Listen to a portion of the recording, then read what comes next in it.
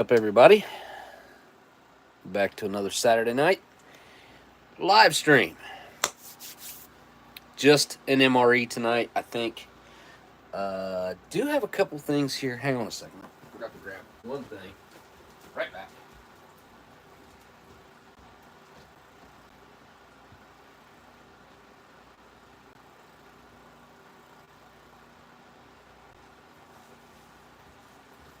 Pick up some food from Cabela's. Thought would be a little bit interesting. All right. Don't forget to hit that thumbs up or down. Either way, just give Google that feedback because, you know, they love it. Or it loves it. Whatever. I think it's people. Or bots. I'm not real sure at this point. I think Google's being ran by some sort of artificial intelligence, if I was to guess. But who knows? Or who cares, really, at this point. Yeah,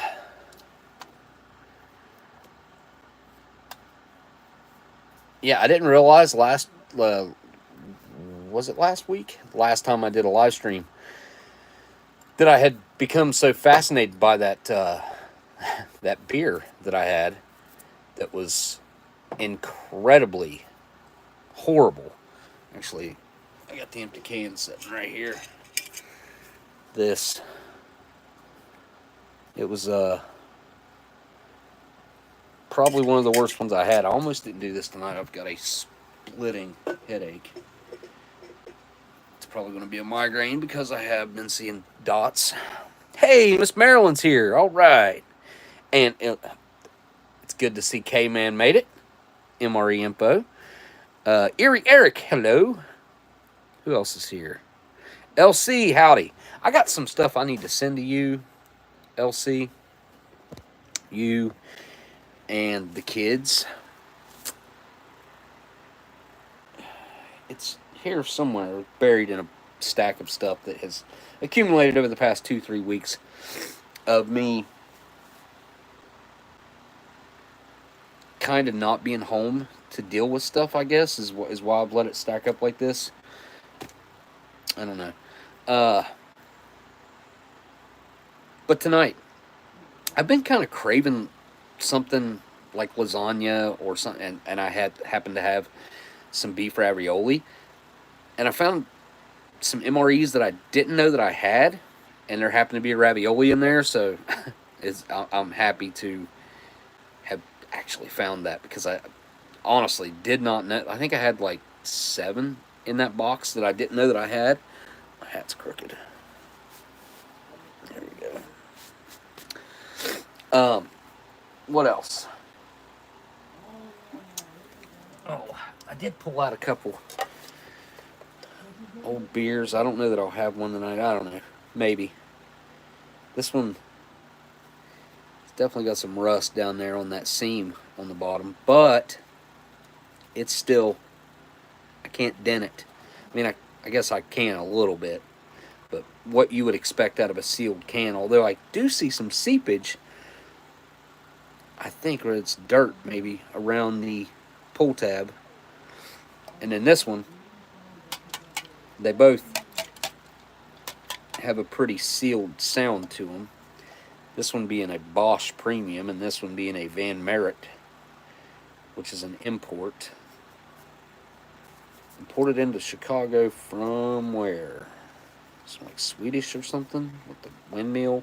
I'm assuming something along those lines, right? Danish. I guess it could be German.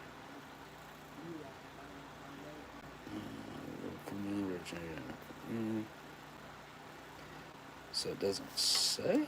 This is product. Yeah, it says product of the USA. The world's most honored beer, imported flavor. I don't know. I don't have a clue where the imported flavor is from.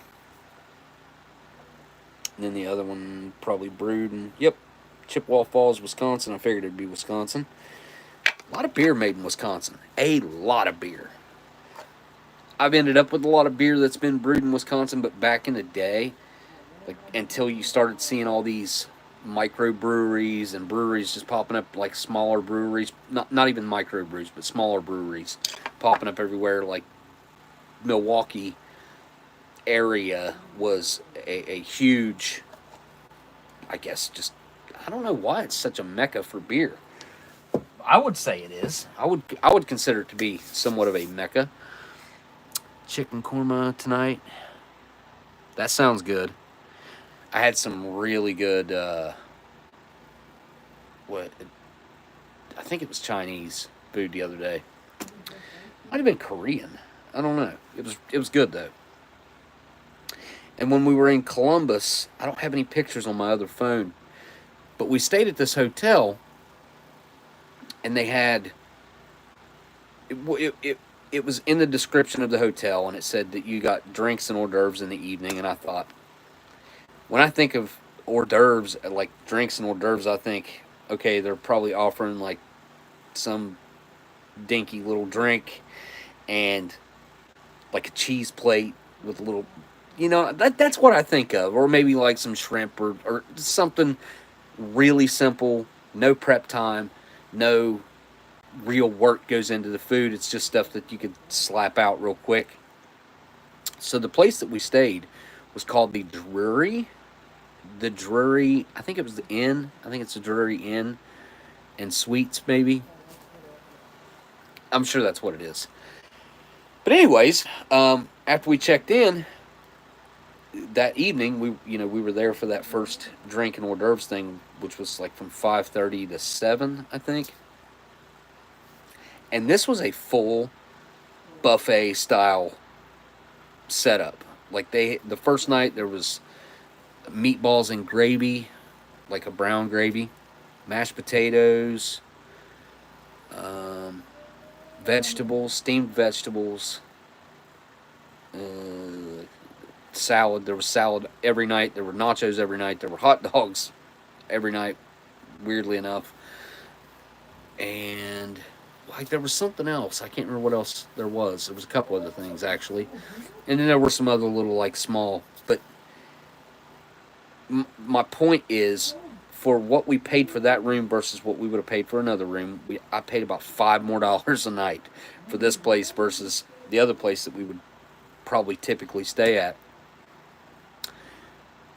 The meal that we got was easily worth $60, like minimum. And then we both had a drink ticket for 3 cocktails each, and that, let's say that's worth 15. It was well worth. I would say it almost, like, the food almost covered half the price of the room, because we did not have to go out for dinner either night that we stayed there. So it was pretty good. We went up there to watch the eclipse, and then for her birthday was the next day on the 9th. I saw some pretty cool stuff. I've seen a lot of stuff about the eclipse since. Actually, I've only really seen it the last day or so. I haven't really had time to watch any YouTube videos or anything like that. Tonight, we are going to get on this ravioli. Real quick, I'll go through what I got at Cabela's, and we'll try out some of this. Well, I'll try these dessert things after I have this meal. And I'll show you real quick what meals I picked up. Some stuff I thought was a little bit unique. Maybe not super unique or anything, but just different. Some of it. I got this venison country casserole. I actually didn't mean to buy this. Amber threw this in the cart, and I had no intention of buying that myself. I saw it, and I was like, yeah, that's probably pretty decent, but it's not something I personally would have bought. But she threw it in the cart, and then when I checked out, I did not look at everything that I put on to the conveyor. So I ended up buying it. So it's a ground deer in creamy sauce with rice and vegetables. So it's like switch out the chicken and put in deer. Chad Mendez. I don't know what that. I don't know who Chad Mendez is, but anyway, Peak Refuel. I got another Peak Refuel. Got this one for Amber because she is a big biscuits and gravy lover, and This has 2 full biscuits in it. I have watched a bunch of online reviews like Dave's 45 Auto. I watched Fernbark try this. I think he tried this and Mountain House at the same time, if I'm not mistaken. I think he did compare them. And everybody had a pretty similar consensus just about. There were some people that really liked the Mountain House more. There were some people that hated the Mountain House because it's like a more or less turns into a mashed potato paste, more or less like just turns into one really glue-like substance. And I also heard people say that the Mountain House bogged them down after they ate it, like they didn't feel like moving around much, so their bodies were having trouble absorbing the nutrients from the Mountain House. And I totally could see that after looking at that versus this. And there was one other one, I can't remember what it was that I saw. It's like Country Kitchen.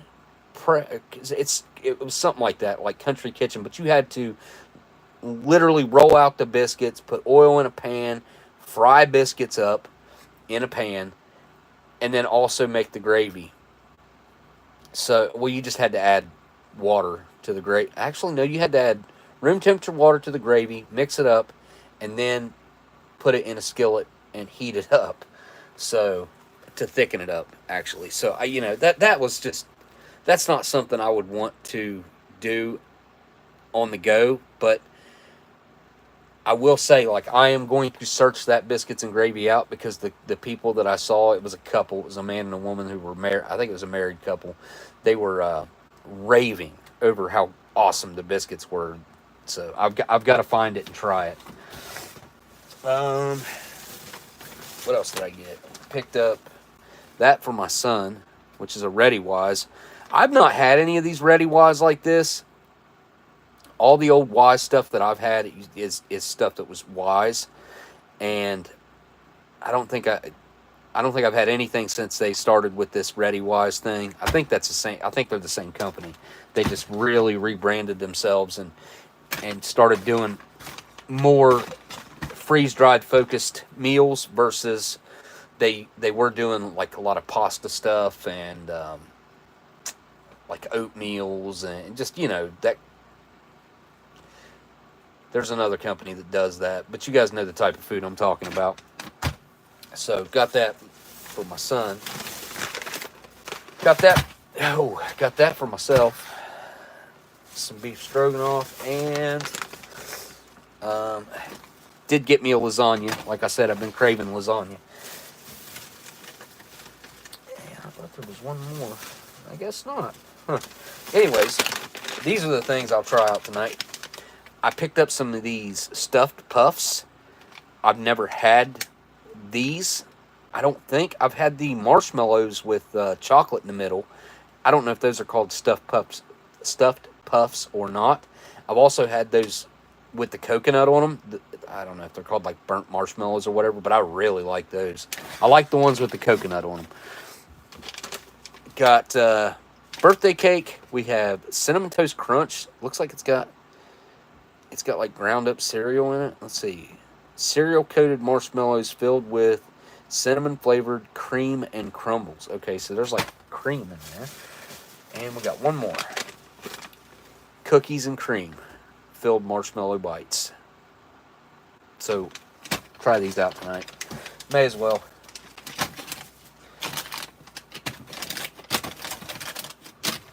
They look good. They were kind of expensive, really, because there's only like 5 marshmallows in there, maybe 6 in some of them, and I think these things were $3.50 a piece, which is really kind of expensive. I mean, you're looking at almost 50 cents a marshmallow that way. It's just everything's expensive though right now. We got to get prices to go back down, or have these companies start giving us a lot more quantity for the money we're giving them. Would be awesome. All right. Set these back here.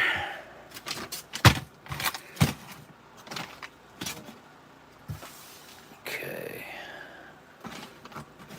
They make for a nice background, huh? We got a Apparently, I have a case of these. I don't know what year these are. I didn't look at the case. I kind of forgot to pay attention. But standard issue, United States military MRE, we're talking roughly, I'm going to say 1,300 calories. If somebody in the chat wants to keep a calorie count as we go, I will go through each item, read the calorie count off real quick, and we'll try to tally up and see what menu number 18, beef ravioli and meat sauce, comes out to. I'm going to guess that this is probably going to come out to a little under the 1,300. That's not, that's not typical, but this one feels pretty small, if I'm being honest. It doesn't feel like there's a whole lot in here. I can't remember I think the largest one I've ever counted up was almost 1,800 calories. So the 1,300 calorie thing is maybe a minimum. I think that's probably like the least amount of calories that you could find in an MRE. And then it can go up significantly from there. I mean, 500 more calories almost. I'm pretty sure. I know I've counted up in the 1,700s. And that's counting the sugar, the creamer, everything, because every calorie does count, especially when you're legitimately consuming those calories. But yeah, Warnick does not put dates on them because they would typically be right there on that heat seal. Nope. And there's not one on the top either. Nope. All right, so Warnick, I want to say these are 18s or 19s, pretty fresh in the way of MREs. My vintage new style MREs like this are all buried. I have no clue exactly where they're at. I've got an idea of roughly where they're at. And this is not what I planned to do tonight. I was planning to have a 1998 long-range patrol. I have misplaced that entire case.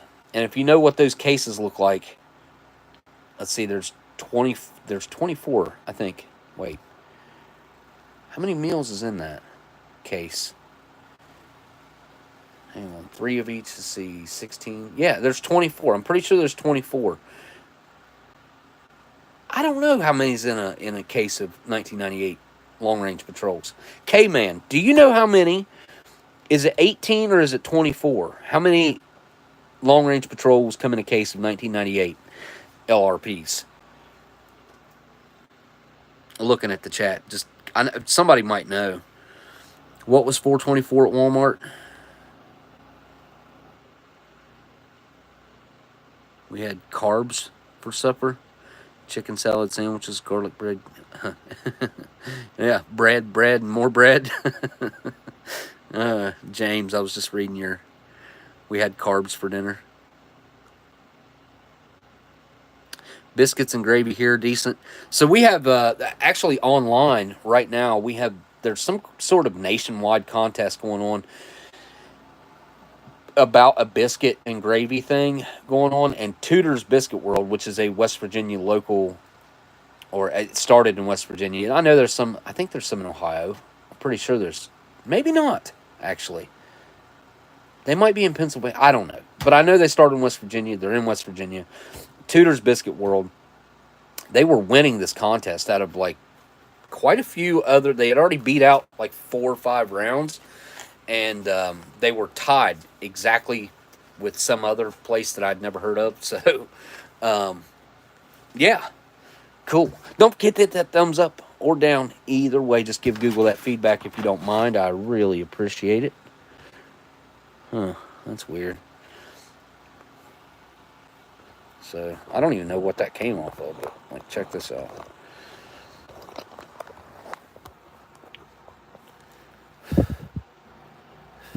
I saw that moving, and I was like, what the? I thought it was like a little caterpillar or something trying to go up the wall. Like, what the heck is that? It's like a piece of cardboard or something.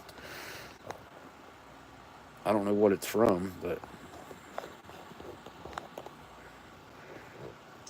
Alright. There we go.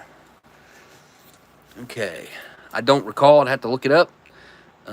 Definitely not 12, because the case was really big. I've never opened it, Okay, I had it wrong. Looks like there's 16 per case. 2 of each 8 menus. 2 of 8 menus. So there's 8 different menus in the 98 LRPs, and there's doubles of each. I thought there was 3. There's only 2 of each menu? That sucks. Yeah, I don't know why I thought there was 3 of each menu. That's why I was thinking 24. I was thinking either 16 or 24, because those cases, I had never had my hands on a 98 case until about I don't know, probably about a year ago. But it's like, it's longer, flatter than a tip. I think it's a little flatter than a typical MRE case, but it's wider and longer than a typical MRE case, and pretty heavy for a case of LRPs, to be honest. Like, just like back in the day, though. Here, I'll talk about this for a second, just because this is something I was going to do tonight, and I'll probably do next week, the LRP. But I want to say there was I have seen cases with Sean with the Military Ration Museum of it was like 76s, 78s, somewhere along in there. Whenever they went into the plastic bags, like the first era of the plastic bags, I think they weren't canvas. I'm almost positive, but the case of those LRPs were it was huge. I want to say there was like 36 LRPs, which the LRPs back then, I don't have one hand. I mean, I've got a canvas one up there, but the LRPs back then were extremely simple. They had your main, coffee, toilet paper, sugar, creamer, spoon. You'd get like a coconut disc or a chocolate, like a chocolate disc, not like these, but similar in size to these. So they were really small, really lightweight, straight to the point. Calorie count was there on those back then. I think the mains were bigger, though. It's the only thing I need to look at that. I'm not exactly sure what the size difference is between the mains. I don't know how they can be so much more calorie dense back then than they are now. But yeah, there's some pretty stark differences. I've wanted to do this for a long time, is go through the differences between the very first LRPs up until the last. I guess they've kind of done away with them now. From what I understand, they've kind of done away. But yeah, at one point, I I think I had just about every LRP. I had a first generation and I had a second generation. The first generation, from what I understand, it was 1963. It was like a 63, 64 year. Might have started in 63 or something like that. That's what I've read. But it was duct taped around all 4 corners with green duct tape. It was a canvas bag, and all 4 corners were taped down flat, and it was honestly about that big. You know, I mean, it was thicker than this, but it was about that big. It was pretty small. I had that one, and then the next generation right after that, instead of taping all 4 corners down, they only taped the bottom 2 corners down. So the top still had the regular sides, the flaps came up, and then on the bottom, those flaps were taped to the sides. They were taped up like to make it, I guess, to make it easier. I don't know why they've done that, actually. I don't know. But those cases, I'm going to bet, had a bunch of the. I'm going to throw a guess out there and say at least 24, maybe up to 36.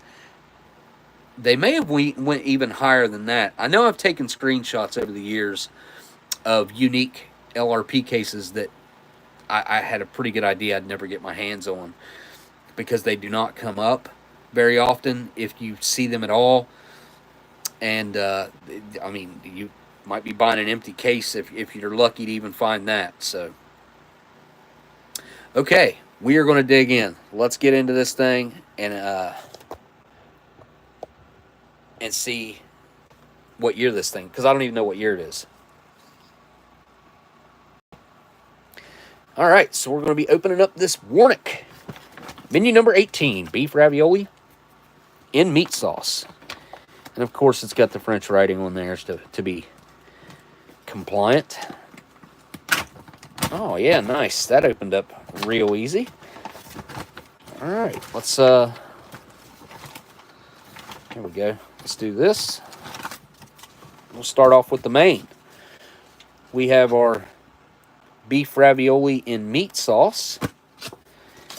And date code on here, it's looking like 2019. The 24th day of 2019. Huh. I thought these were 2018s, but cool. All right, so these are 2019s. And we're rocking 340 calories in our beef ravioli in meat sauce.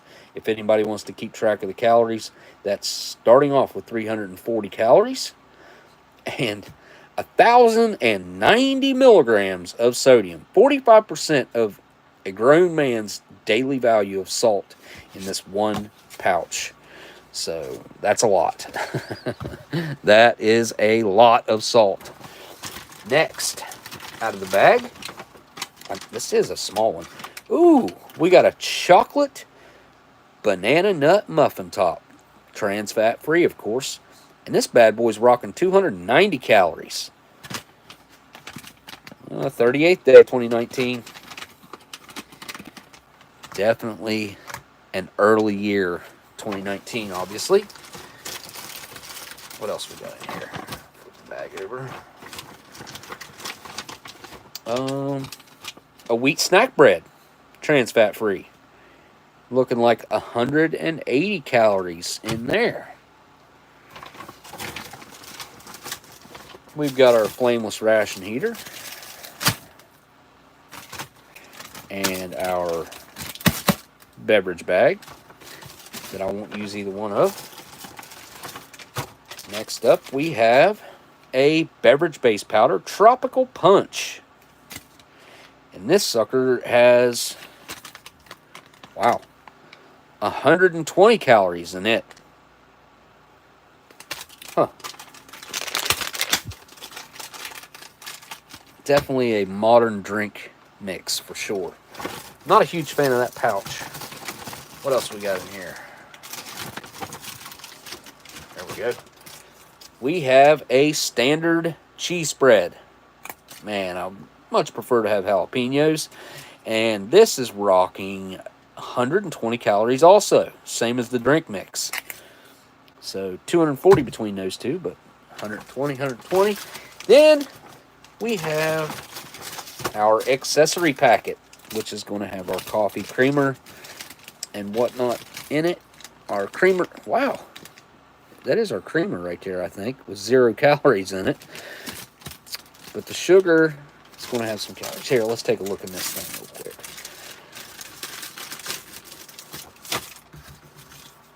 All right, first off, we got a pack of iodized salt.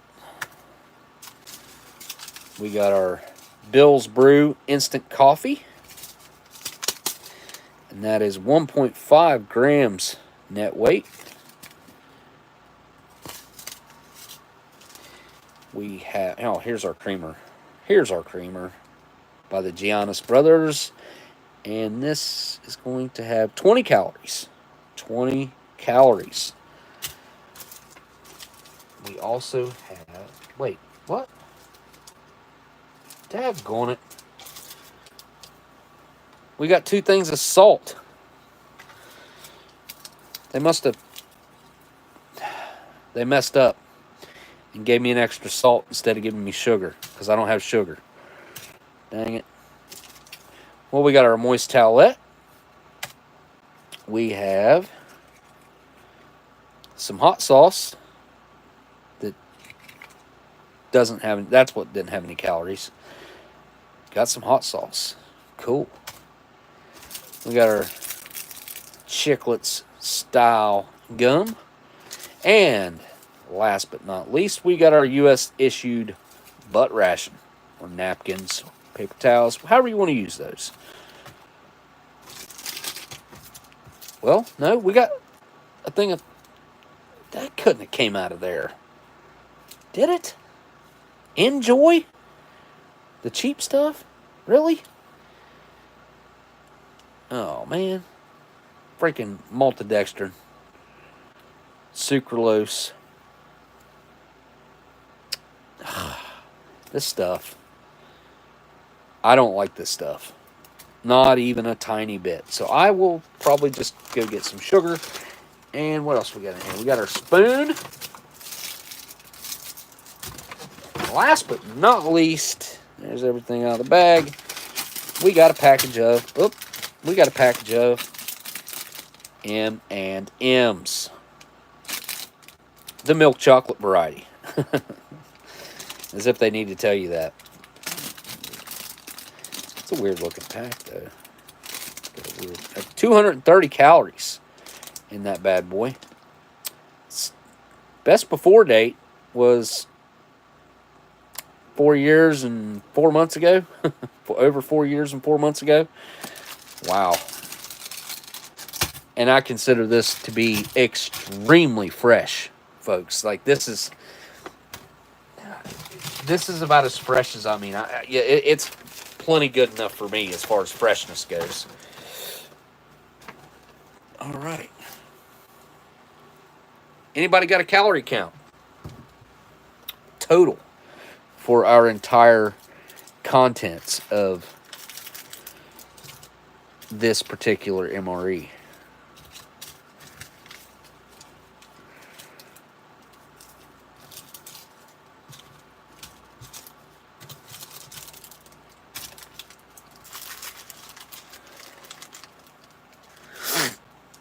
Let's see. There we go. Use this beverage bag to put the extra crap in. So we got Erie Eric LC, James Ortiz, Chusick. What's happening? The Smokey family chatting it up in the chat. All right, let me take this and get some water going as well. Microwave it because I can't use my water. I cannot boil water and use it in my house anymore because it sucks so bad.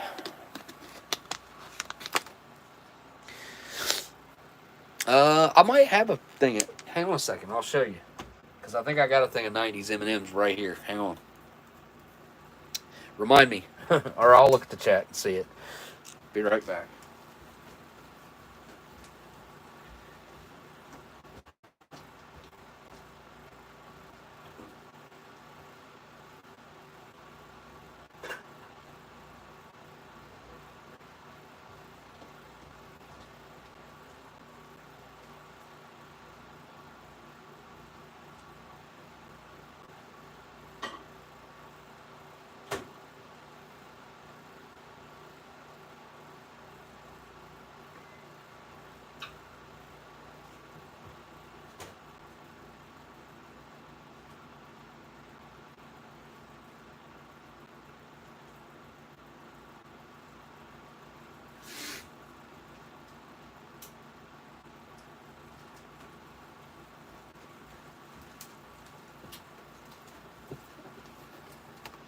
All right, let me see if I got. I think I got a thing of M&Ms right here. Pretty sure I do.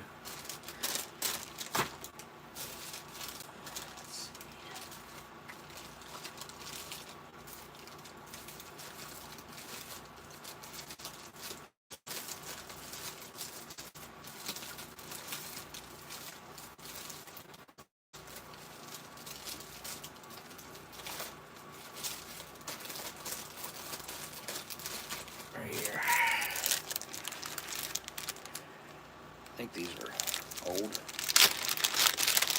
see.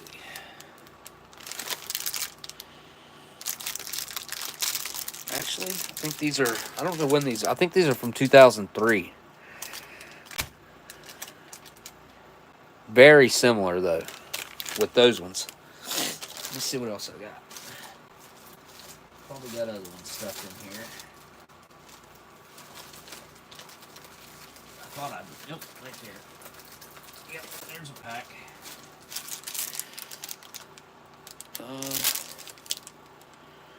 Nope. There's a new.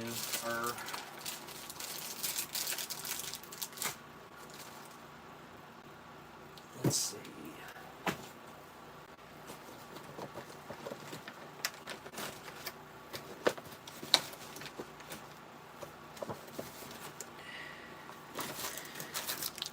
Here we go.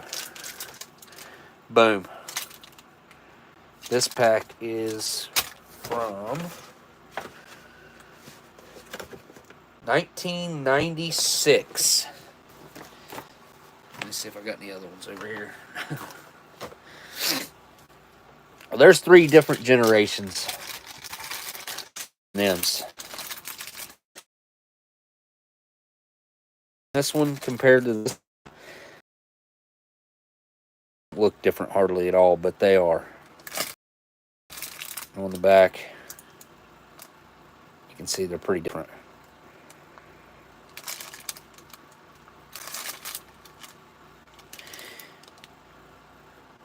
It's not really telling me much there, but yeah, different generations of the old M&Ms. 96. I think these were, what did I say these were? 90 or 2007 or 2009, maybe 8. I'm not sure. I'm not sure exactly when these are from, but I know they're older. And then these ones are obviously 2020s. Lots of M&Ms. All right, my water's done, and that means ravioli's done.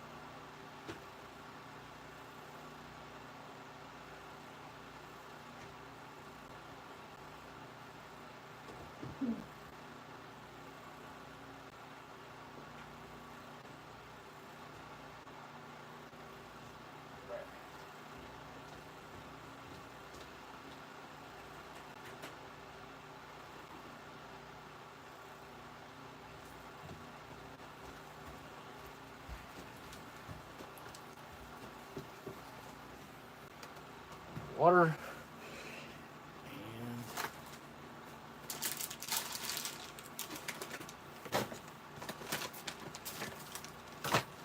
stuff up that I drug out.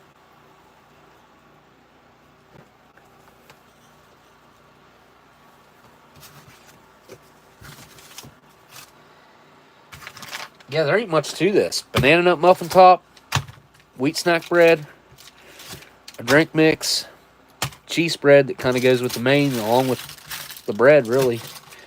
I mean, there's really not much to this at all. And then the ravioli. I thought there was more to it than that. Yeah, this is pretty skimpy.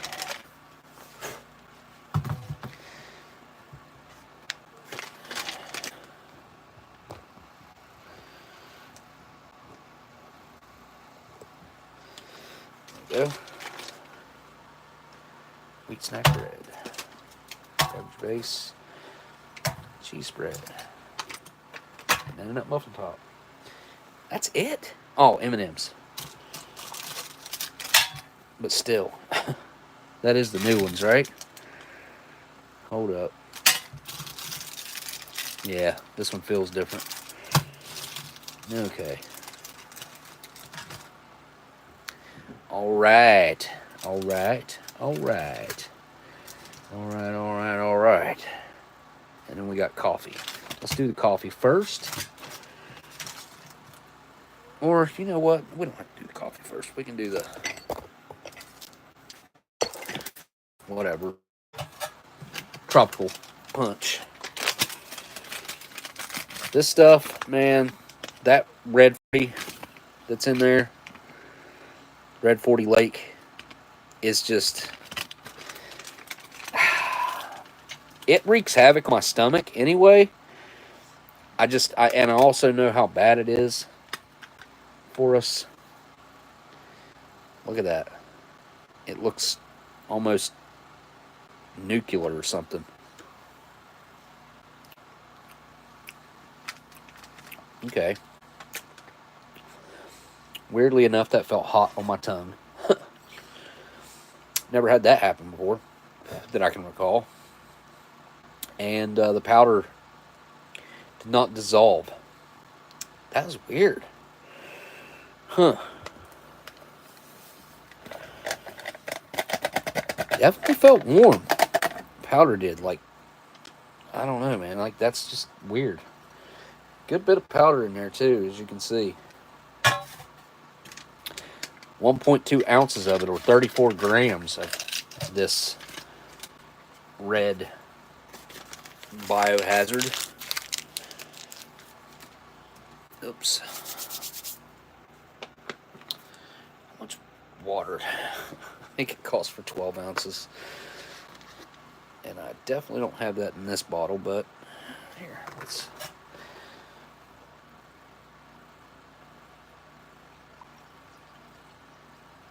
yeah, see, look.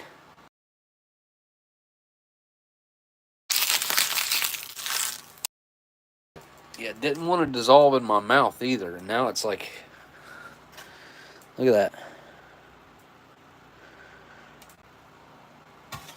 Huh. I'm sure it will dissolve. Well, I'm not sure of it, but I'm pretty sure.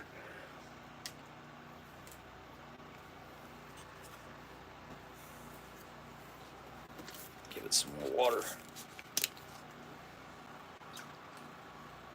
It doesn't look good. I'll say that. It looks really bad, actually. All right, MRE spoon.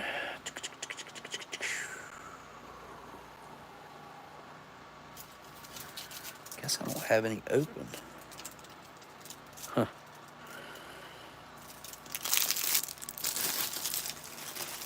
Surely I do.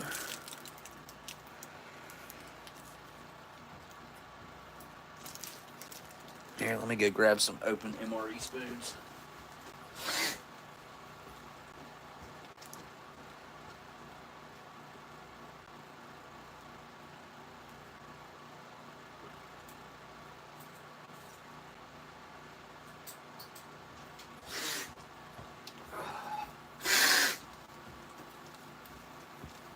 All right. Well, let's see if this will mix up.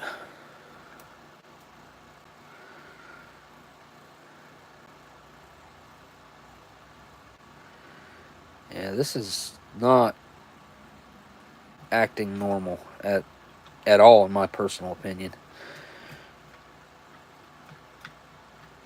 Something is, way off with this. I mean, look at that.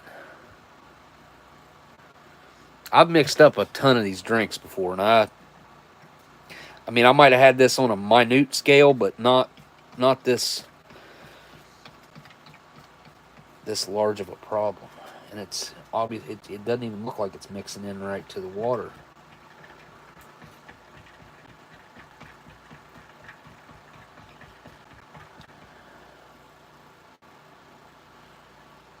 It smells all right.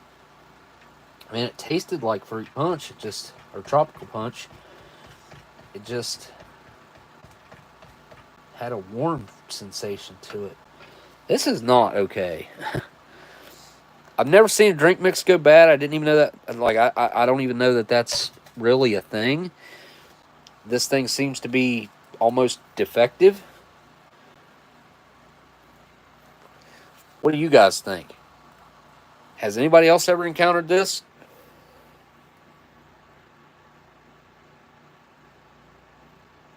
What's going on, Hard Knocks?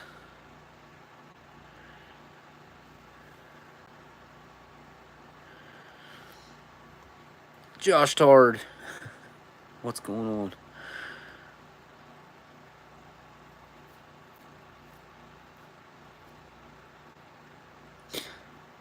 Well, this isn't one of the sugar-free ones. This is this should be full of sugar. Oh, I dropped it in the pouch down here, but yeah, sugar's the #1 ingredient. Then maltodextrin, citric acid, natural and artificial flavors, red 40 lake, and ascorbic acid to give you some vitamin C, which that ascorbic acid that they put in there our bodies will not absorb that as vitamin C. Well, this is just weird. I've even tried to smash it up against the side of the cup, and it's not.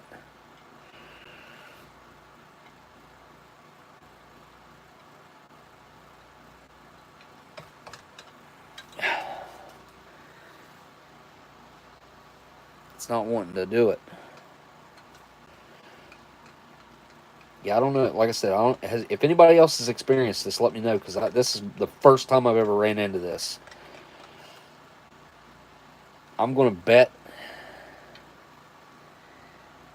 it doesn't even look right. Like underneath there, it looks brown. Like the mix, like the drink itself, it doesn't look red like it should. It's got like a brown tint to it.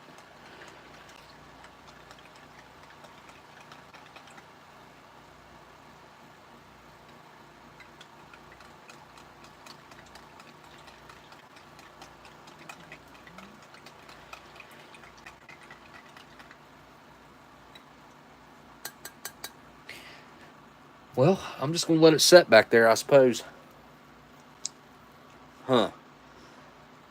Okay, that's weird.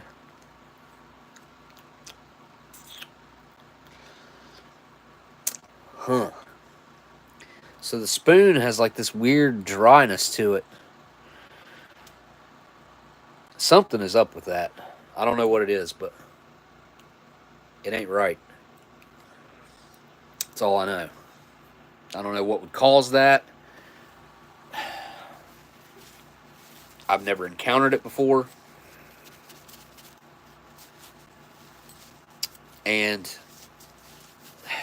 when you're making like a drink mix like that, it's just kind of an alarming situation when the powder won't.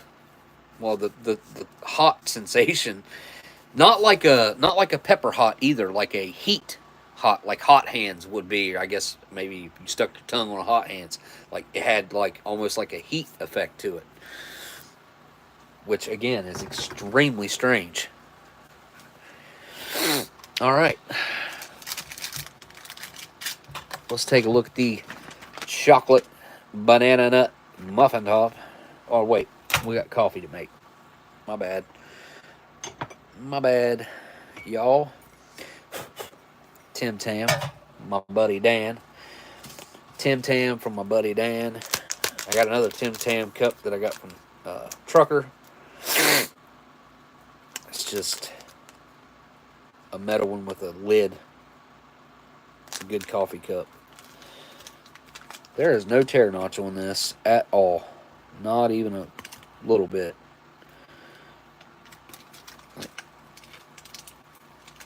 Yeah, no. Without a knife or something to start it, you would play heck trying to get that sucker open.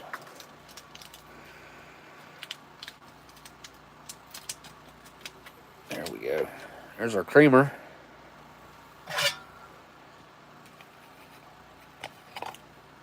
It's looking a little worse for wear itself.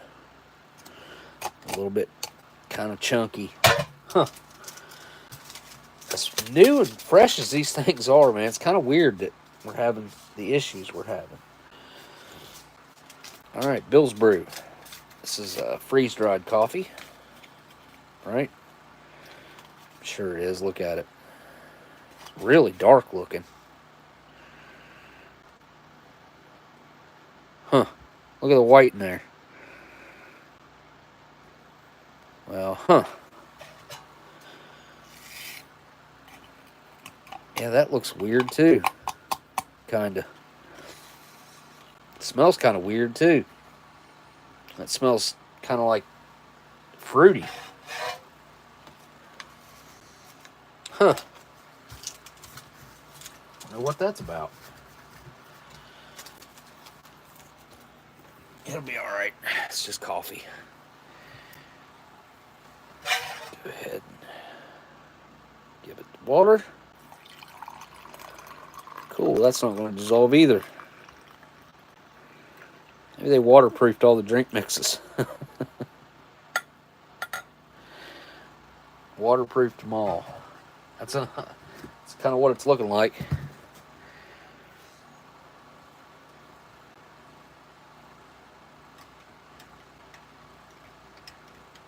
Wow.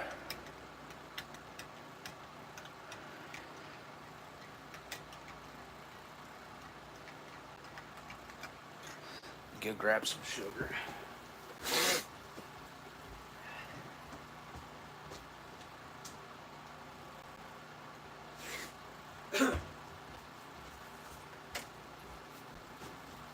Yeah, I'm not a fan of those artificial sweeteners at all.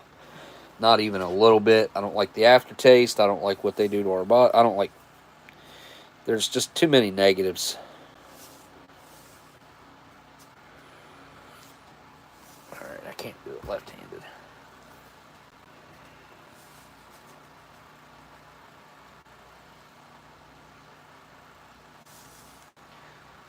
Alright.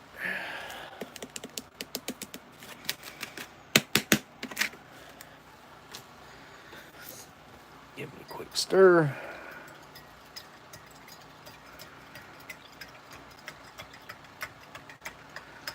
Hopefully, all this coffee will dissolve in there. Maybe.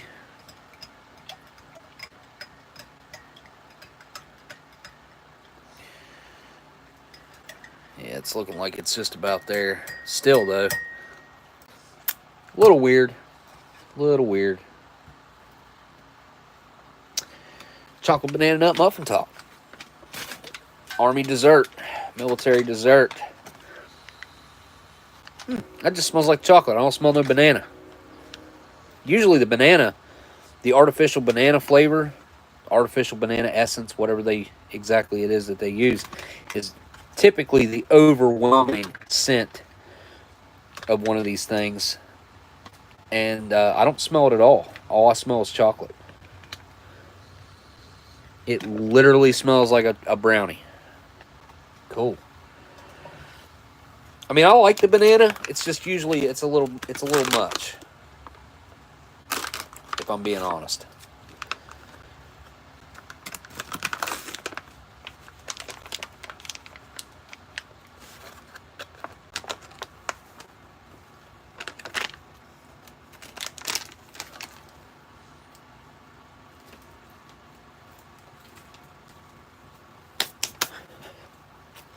Next up, wheat snack bread, trans fat free.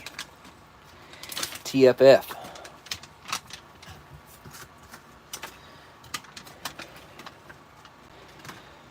Well, there it is. One of the worst things, in my opinion, that like it's just such a horrible food item. In my opinion, some people like them. I don't. I do not like the wheat snack bread. I never have, and I never will. And the Italian breadsticks is better because it's like really spiced up. It's still the same, like, I don't know, it's still texture, it's the same bread. And we got our cheese spread here. Give it a good knead. I think it feels like it's been a while since I had a fresh cheese spread. I'm used to tasting cheese spreads that taste like stinky feet or body odor. Got that real BO scent to them and flavor, really. Tastes the same way it smells. Excuse me. Okay, I'm already burping up that red stuff, and I haven't even drank it. Barely tasted it. Tasted the powder. More than anything. Cheese spread. Now we got raviolis. Ravioli. Hopefully they're going to be better than the rest of this, because most of this meal is looking pretty rough, man. And again, I don't even know where I got these at. I don't know how long I've had them. Don't know who I bought them from. And I wish they would add a side tear on these retorts, because these retorts only have the way to tear them long ways to use it like a bowl. But if I'm going to dump it out into a bowl, I want to tear it sideways like this. There we go.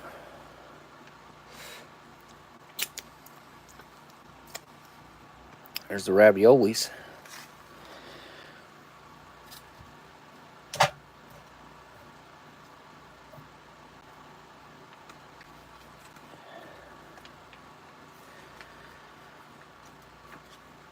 This is even looking dry.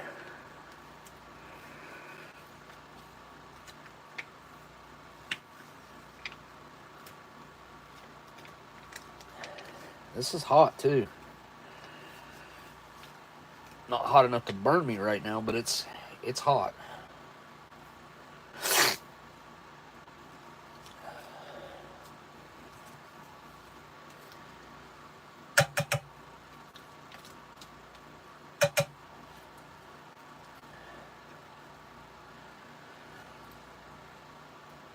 All right, there it is.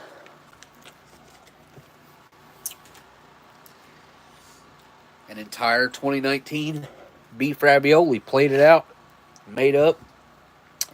The only thing we're missing is salt, which I don't need that. All right.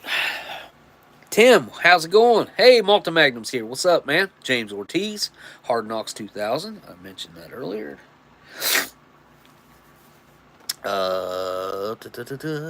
Taking off. Hey, Investory's here. What's up?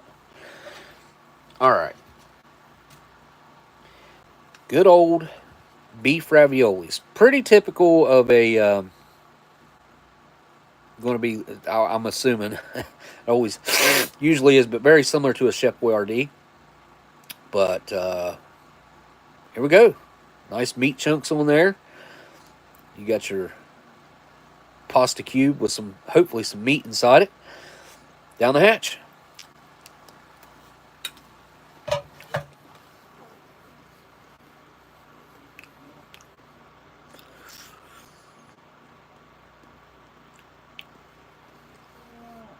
Huh. That is oddly dry.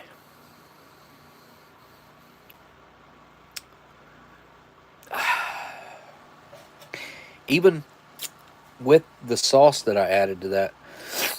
Let's take a look inside of one. It's a good cross section right there. Definitely got some meat up in there.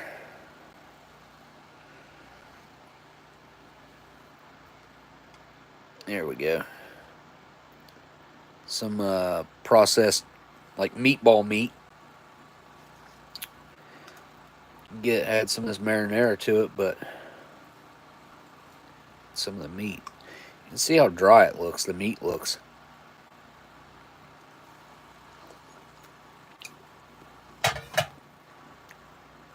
Yeah, it's really pasty. I mean, it's hot, but it's almost like a cold texture, if that makes sense, like a room temperature texture.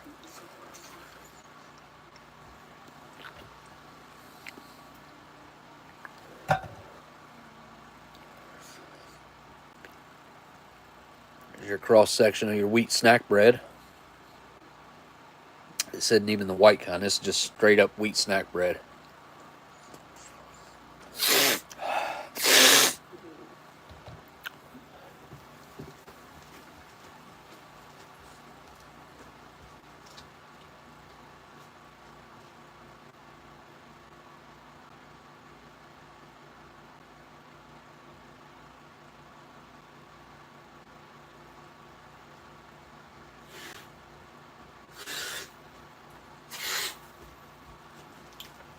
Okay, I will say that wheat snack bread is better than it usually is. The texture's really closer to what I would want my bread to be. It's a little more firm, but it's not bad. It's got a sweetness, and then as soon as you kind of finish it, it follows up with a bitter aftertaste. It's such a strange food, this wheat snack bread, in my opinion. Shelf-stable bread is always kind of a little janky anyway, but something about the way they made this, it's just that weird bitterness that comes in after. I've never been a fan of that.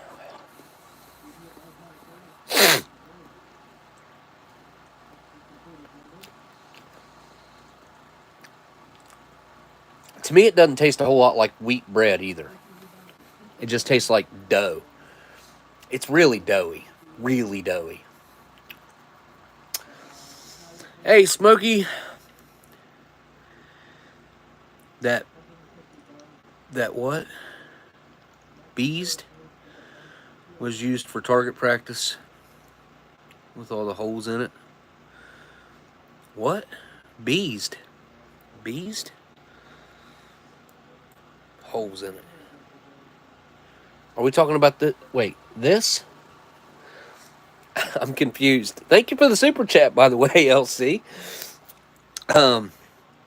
Bread. Oh, okay, bread. Let me read it properly then. Hey, Smokey, that bread was used for target practice with all those holes in it. It actually does have nice holes in it. I'll give them that. And I think that really did help it cook better. Because I've encountered these wheat snack breads so many times, but yeah, it does have a lot of like fork. I guess they're like fork holes. It's probably a machine. I mean, they're mass made. It's probably just a hole poking machine. But like we would do with a fork, if we were to make it by hand ourselves, we would just use a fork. But you can see, look, in between every individual, like right there, hole. It certainly helped the heat get down in there, and for this, it's really evenly cooked. I've had these wheat snack breads so many times. A lot of times they're either like overcooked, which makes them oddly enough even more doughy, or they'll be undercooked and they'll be like I don't know, it's not really doughy. It's just a weird. This one's pretty good though. Like, look here, this will show you. See, that's not bad, and it's quite flaky and bready, as you can see, and that's not normal. That's not usual. Usually wheat snack bread is a whole different type of texture in itself. But yeah, LC, definitely appreciate the super chat there. Oh, autocorrect got you. White wheat with chocolate peanut butter spread is awesome. I would prefer crackers 100 times out of 100. But if I had to pick a bread out of the Italian, the wheat, I haven't had the bagel yet. Oddly enough, I've not had the bagel. I don't even know what meal that would be in. I don't know if I have anything new enough to have the bagel in it, to be honest. Let me get me a good bite of... I've been craving something like this for a minute. And this one's just weird. Really pasty and just kind of strange. Let's try some ravioli. I'm going to try it with a bite of the wheat snack bread.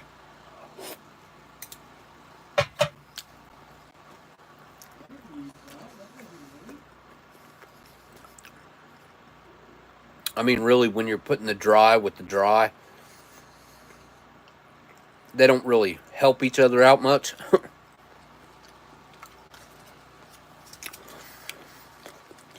Let's take a look at this cheese spread. Really nice color. Which, I mean, cheese isn't supposed to be yellow like this, but it's a nice, really light yellow. It smells exactly like that cheese spread that's in like those little plastic trays. And you can scoop it out with the little red spreader thing and put it on a cracker. That's exactly what it smells like. I can't say as I've ever smelled Cheese Whiz out of a can. Obviously, I've tasted it, so I have an idea of what it should smell like. But I've never just smelled Cheese Whiz out of a can. I've always just put it on a cracker and ate it. So, give the cheese, this cheese spread a try on this wheat snack bread. Wow. That is salty, tart, cheesy, thick. It's all, there's a lot going on there with that cheese spread. Man, it's salty though. I'm not used to it being that salty, or tasting that salty, I guess. It's really, really, really rich though. I mean, that's a decent amount of cheese spread for that. For no more bread than's there. But man, it hit my mouth and it made my mouth start watering immediately. It's really, really rich cheese spread.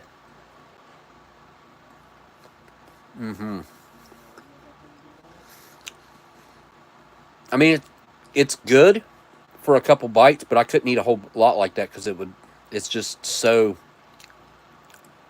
intense, especially the saltiness. I'm going to do some cheese spread on here. Big old bite of ravioli and meat sauce. Try them both together.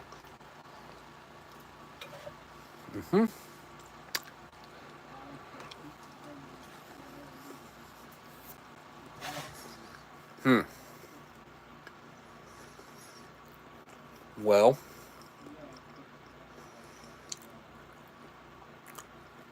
I ain't gonna lie, I fully expected that to be better.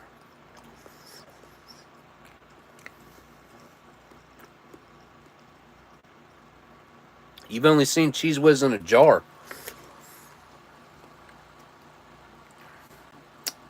What do they call? Yeah, they sell Cheese Whiz down here in a can where it's got the little nozzle on the top and you push over on it. That's called Cheese Whiz, right? And then they also sell it in a jar that you can like melt, or it's already melted, kind of melted, but you can also heat it up and like pour it over nachos or whatever. I'm not wrong, right? Hang on, let me look this up because maybe I'm wrong.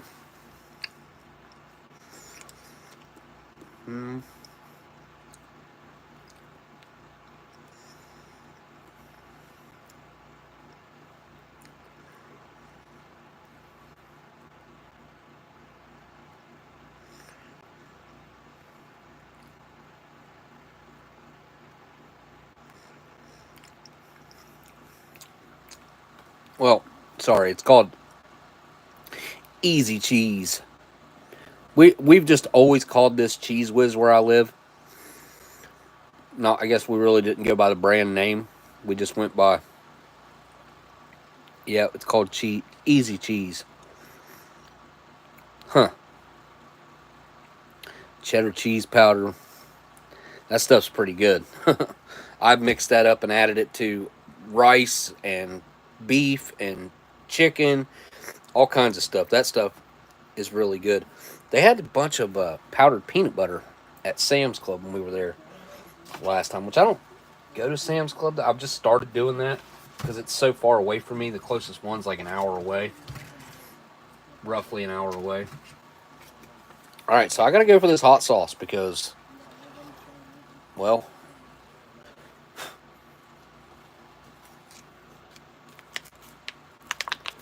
I think it needs it.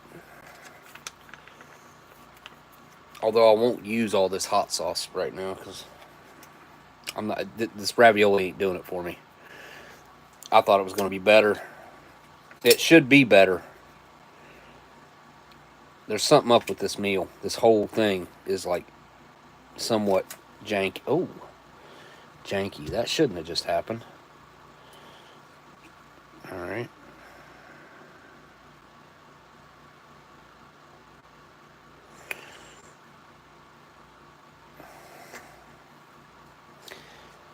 All right, we're going to go for all of it here. There's a whole bunch of hot sauce on that right there. Put some cheese on this here.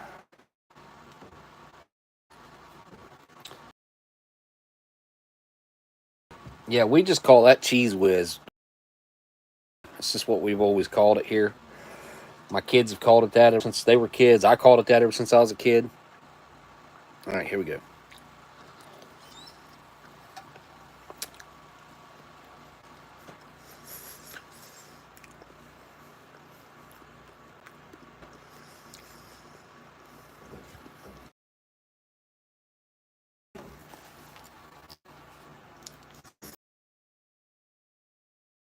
Manufacturer makes this hot sauce by Diamond Crystal Brands Incorporated. But that's some good hot sauce. Also like the lemon or lime. Is it lime? Lemon lime maybe? Hot sauce that they make like that. It's really good. I mean, it's cayenne pepper, which is one of my favorite spices to add to add heat. It's like, for me, it's not too much heat, so it ends up being about the right amount. I'm coming, Minnie.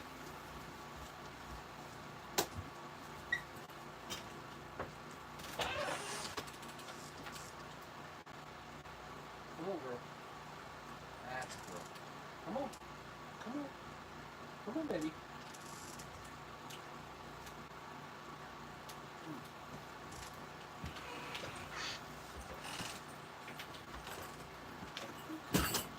I'll tell you what.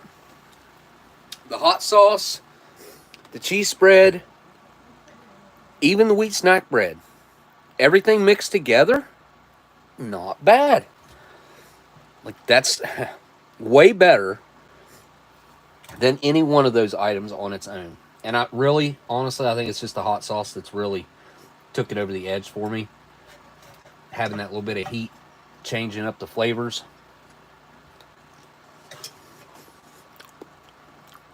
But this is nice to balance it out, too.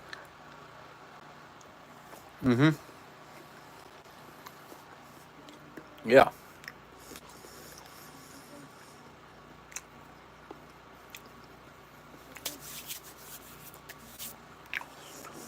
Forgot I even had this.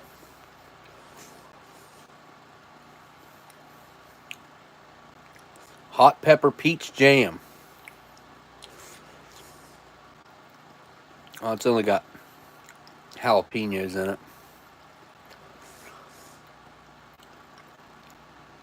Miss Miller's homemade hot pepper peach jam. Pick that up, of all places, at the Dollar Tree, I think, if I remember right. I got a bunch of these little jars of jelly and stuff like that.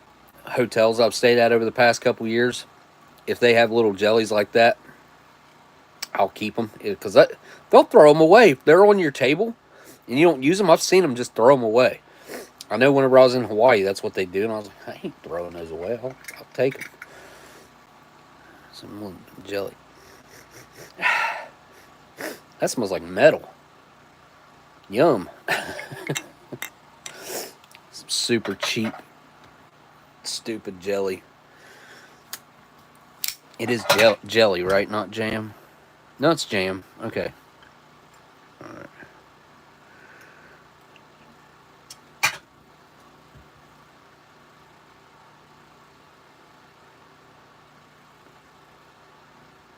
I don't know how anybody like peach and hot pepper. That doesn't sound like a good idea in my head, but when I saw it, I was like, I gotta try that. Let's see.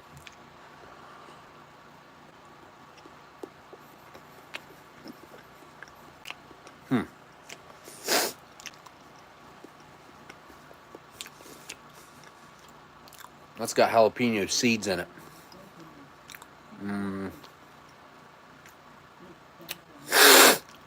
It doesn't taste like peach. Well, maybe it does. Yeah. That is weird.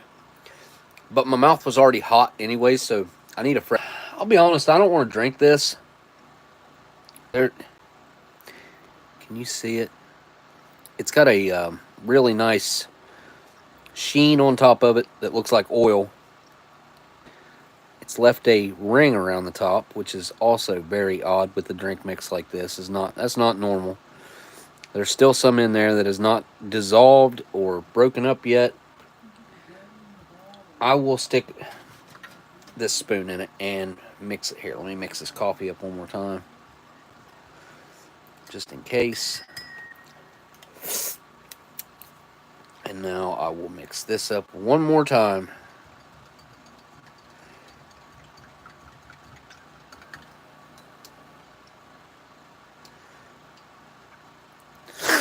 I never did see anybody in the chat say that they had dealt with this before. Kaylin, I know you eat a lot of MREs on and off. And I know you just finished up Ramadan. I don't think I've seen you since then. But have you ever encountered a drink mix that would mix up before? A fresh, like this is a 2019, or right, 2019. This drink mix just, and when I put it in my mouth, it was like hot, not like spicy hot, but like heat hot. I don't know. I'm gonna try it, but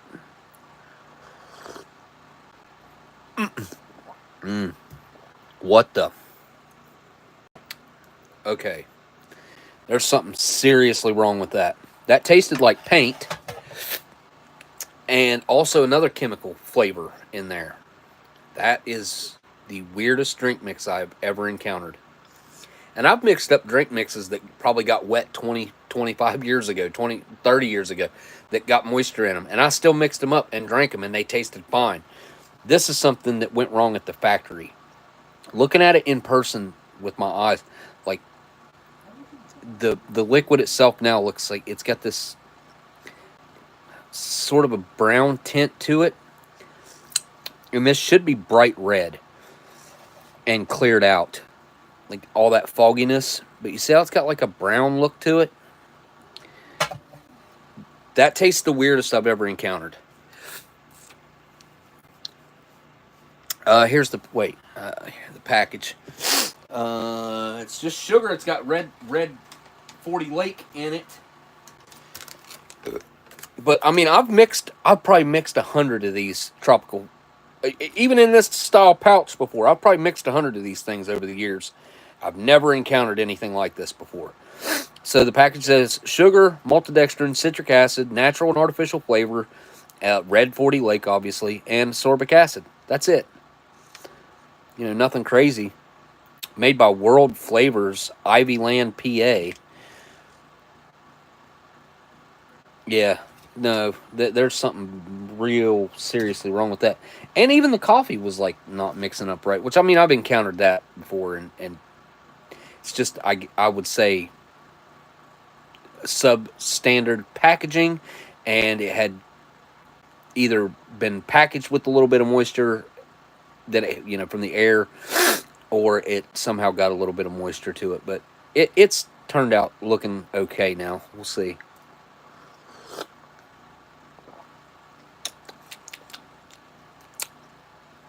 Yeah, that tastes exactly like you'd think it would taste. It's really mild, this coffee is. I mean, it seems like a darker blend, but it's just... I might have added a little bit too much water. I think I added about 8.5 ounces to it, and I think it only calls for 6.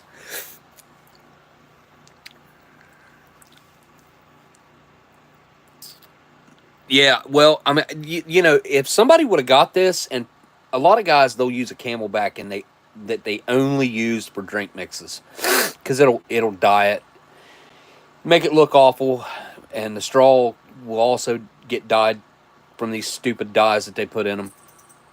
But guys, a lot of times they'll just dump the drink mix in and then dump the water in, and then as they're marching or whatever, it'll mix itself up. You don't taste it or try it, you just dump it in and go, you know. And if you like that, there's something serious. I'd say there's probably something seriously wrong with that.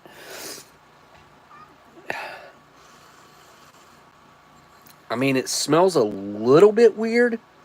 It mainly smells like tropical punch, but I'm not drinking any more of it. Like, I kind of want to taste that again, just so I can like nail down exactly what it has going on. But I also feel like it could possibly be dangerous. Like you know, you guys know, like I'll risk a lot of. I've done some pretty crazy stuff when it comes to consuming foods and drinks. This is something modern that has went wrong, and I'm already rocking a major headache, so I can't imagine that red dye would help any. Maybe. All right, my palate's pretty clean now. Let me try this jelly again. I mean, you guys might be able to pick this up at your local Dollar Tree, but look at the jalapeno. Chunks and peppers in there, or seeds in there maybe.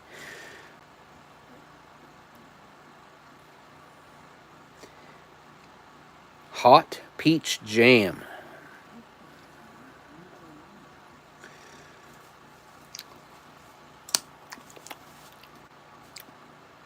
All right.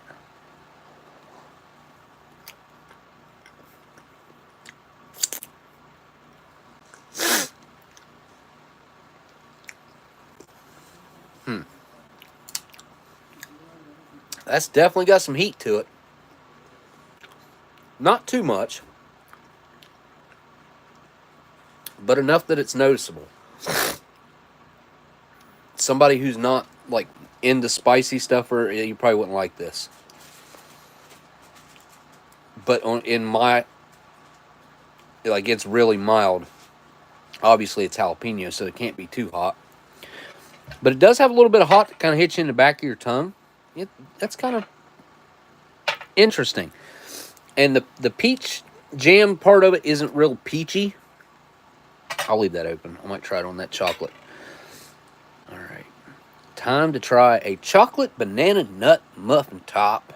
Let's take a cross section here. Let's take a look at it.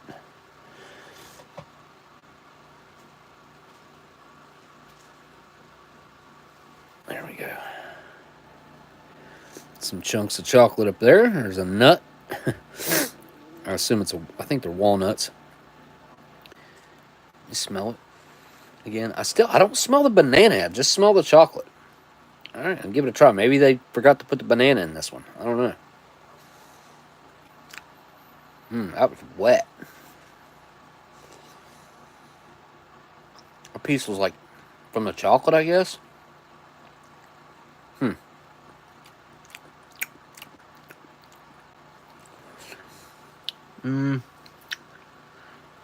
Yeah. You know what? That's really nice. I mean, it's really greasy. But the banana is there. It's just really subtle. Which is how I would want it. This is probably, I'm going to say, borderline one of the best ones I've ever had. Because usually, like I said, it's really overpowering.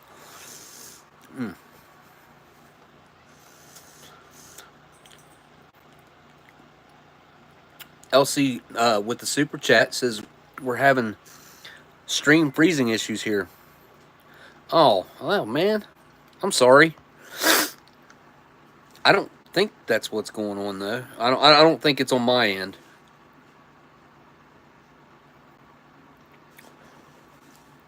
Looks like my stream's going pretty good. I can't check my signal without stopping. Actually, yeah, I can.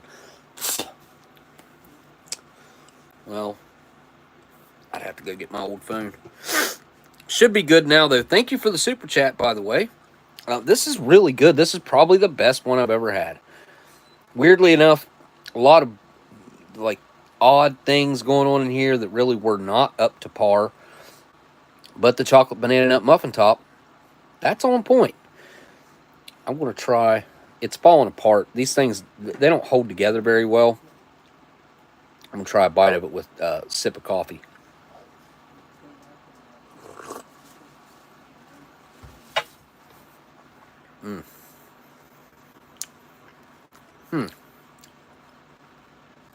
Well, I like it better on its own. It's got a really subtle flavor of that banana.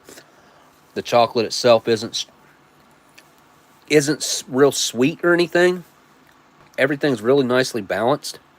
Just dropped a chunk of it. I don't know what that was. But yeah, these things fall apart so easily. They're kind of hard to eat.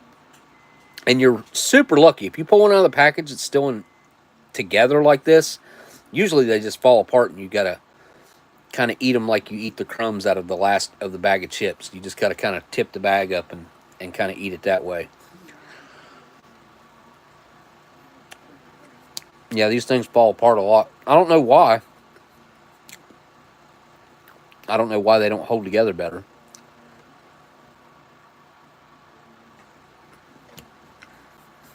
But once you start eating them, they start falling apart. And I'm not a big chocolate cake fan. There's certain things that I'll eat that I like that are chocolate like that, but it's rare. That one's actually pretty good.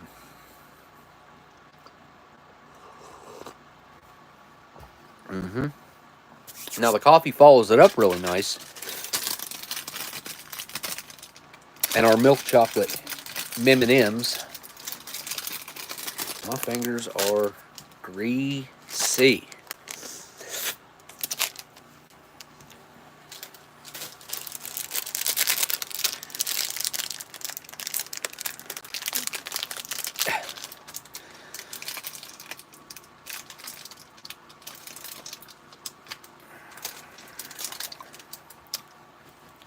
I know I can get these open like a bag of chips. Let me try the other side.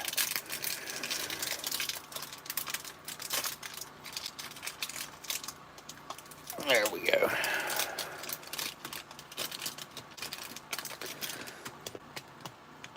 Blue, red, yellow, green, brown, orange. What is that smell? What is that, bacon?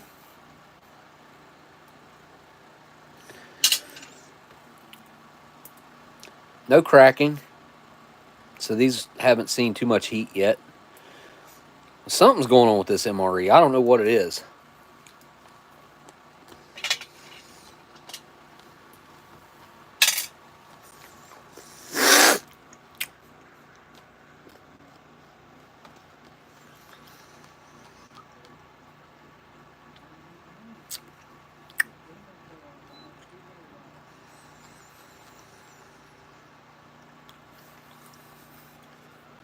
Oh, James, you've been eating some artificial sweeteners?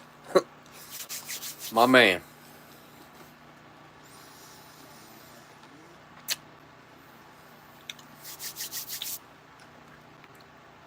Sorry about that. Yeah, those things are like a powdered laxative. Just about anything they're in, at least for a lot of people they are.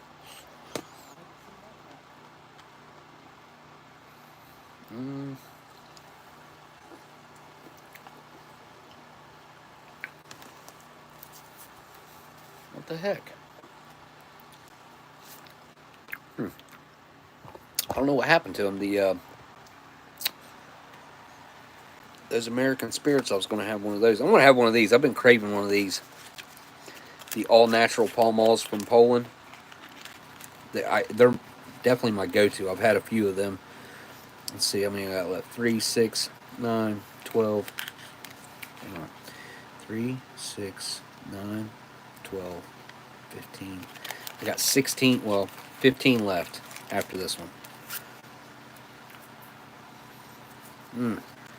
These things are so good. They're so good. They make me happy.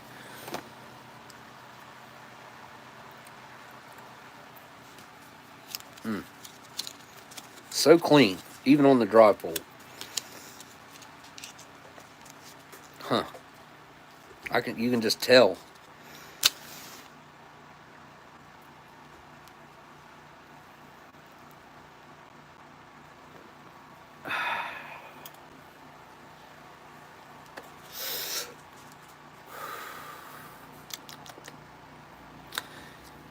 It don't get much better than that. Like, seriously, they don't get much better than that. Especially when it comes to a filter. I can't think of one that I've had as far as a modern cigarette with a filter on it that's better than this.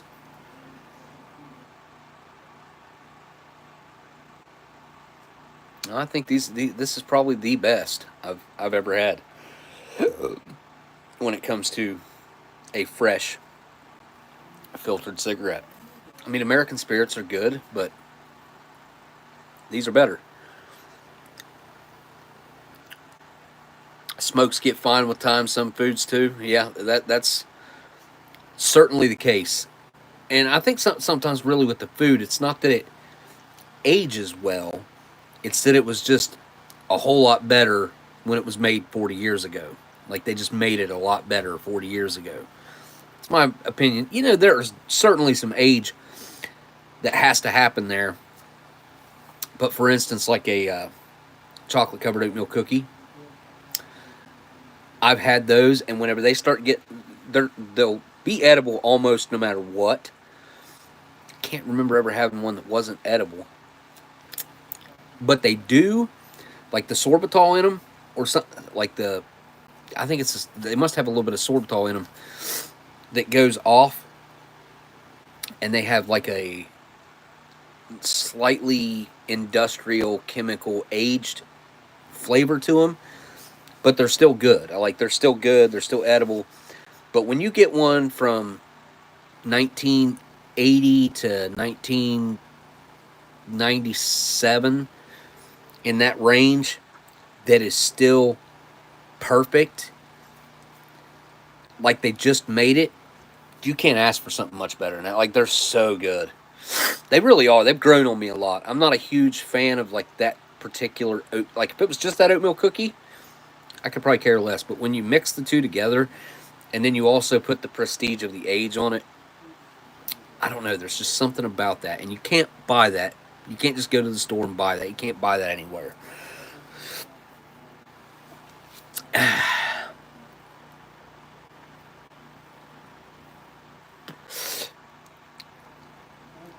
I've got to figure out how to send LC your stuff to Trucker.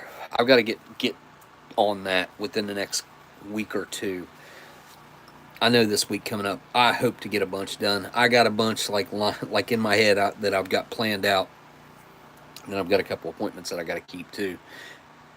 And then I've got another appointment the week after. But after that, my book is clear. Super smooth, super like robust, full flavor. This is as close to a mouth-watering for a cigarette that you can get. Like, and I know that sounds weird because cigarettes inherently do not taste good. They're just, unless you're like me and been enjoying them for so many years, they're just, obviously I'm addicted to cigarettes. Like, that's a given. But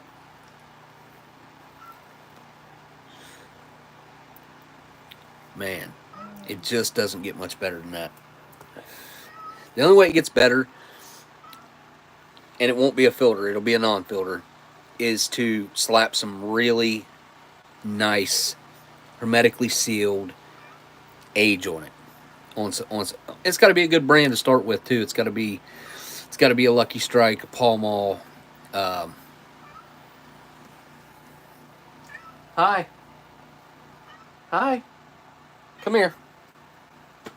Come here. Hi, baby. Hi. Come on. Come on. Or a Chesterfield. Come on. Come here. Come here. Come here. Because I know you'll run away as soon as I bend over. Come here. Come here. You're going to get fur all over my new shirt. Come here. I got a new shirt on. Come here. Ah, that's my girl. There's my girl. My Minnie. Do you see yourself? Huh? Say hi. Say hi. Oh, she's my girl.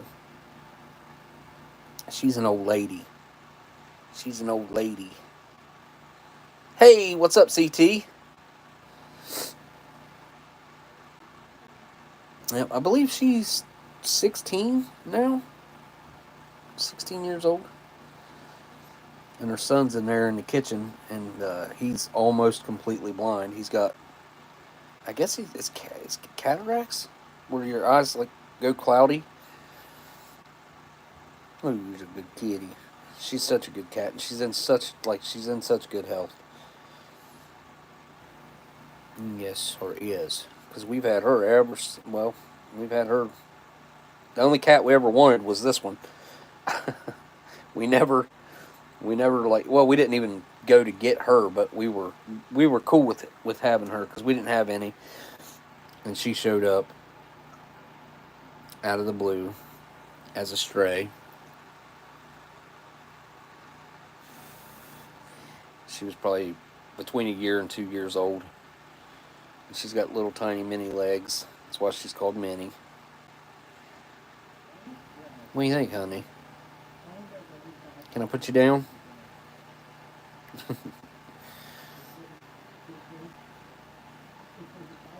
I was running the vacuum yesterday, and she was in. Sorry, honey. And I told Amber, I was like, watch her. She won't even move whenever because any other cat, like as soon as I turn it on, they're gone. They bolt. I turn vacuum on, and I can literally touch her with the edges of the vacuum, and she will not move because she trusts me fully. That's what Amber. She's like, she trusts you not to do anything to her or anything. So, yeah, I seen CT was here. Yeah. Oh, you forgot that it was Saturday? I was going to go get my buddy today and bring him in and share the film. I'm kind of glad I didn't now because this MRE ended up sucking pretty bad. For being a fresh MRE, like, this thing was not right. There's something happened to this thing. Makes me want to try another one out of that case because like I said, I don't remember what the deal with that case is. And there was like, I think there was like 7 or maybe 8 left in it. I don't know. I don't know. I'd have to go back and maybe look through my stuff. But yeah, I've definitely got to get a box out, and I'll work that out with CT. But I got stuff here I bought a long time ago that needs to come up to Canada.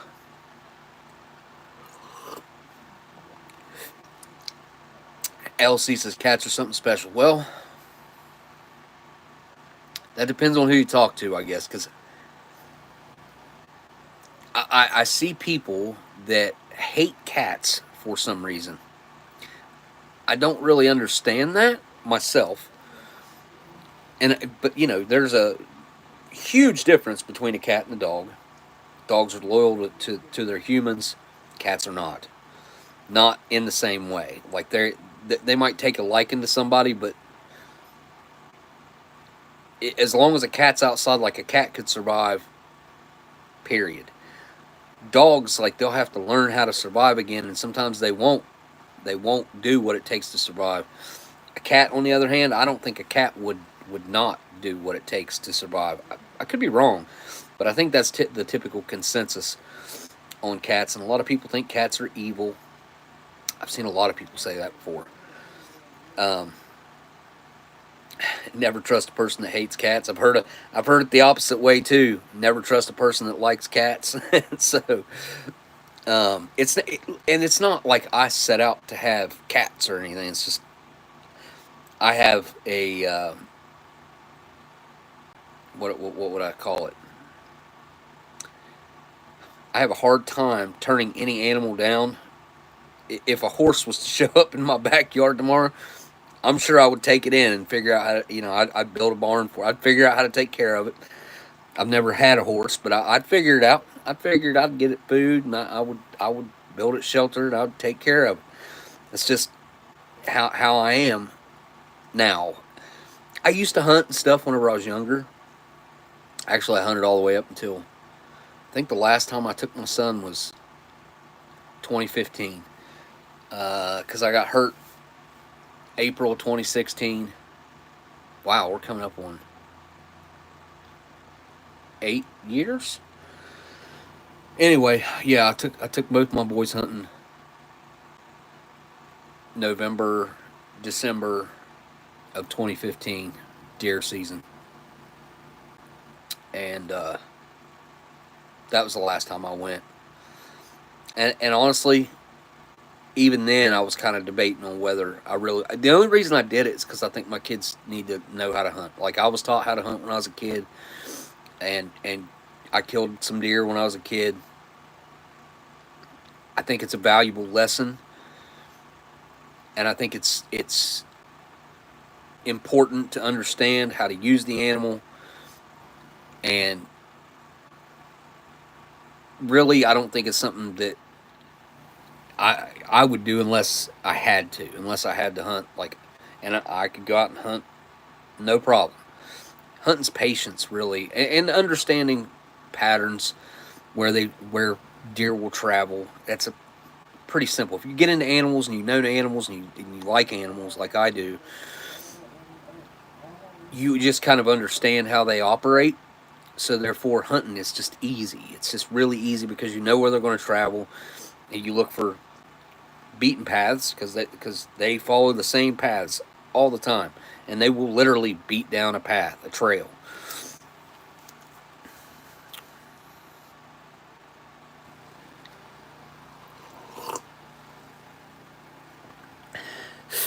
Who needs glue?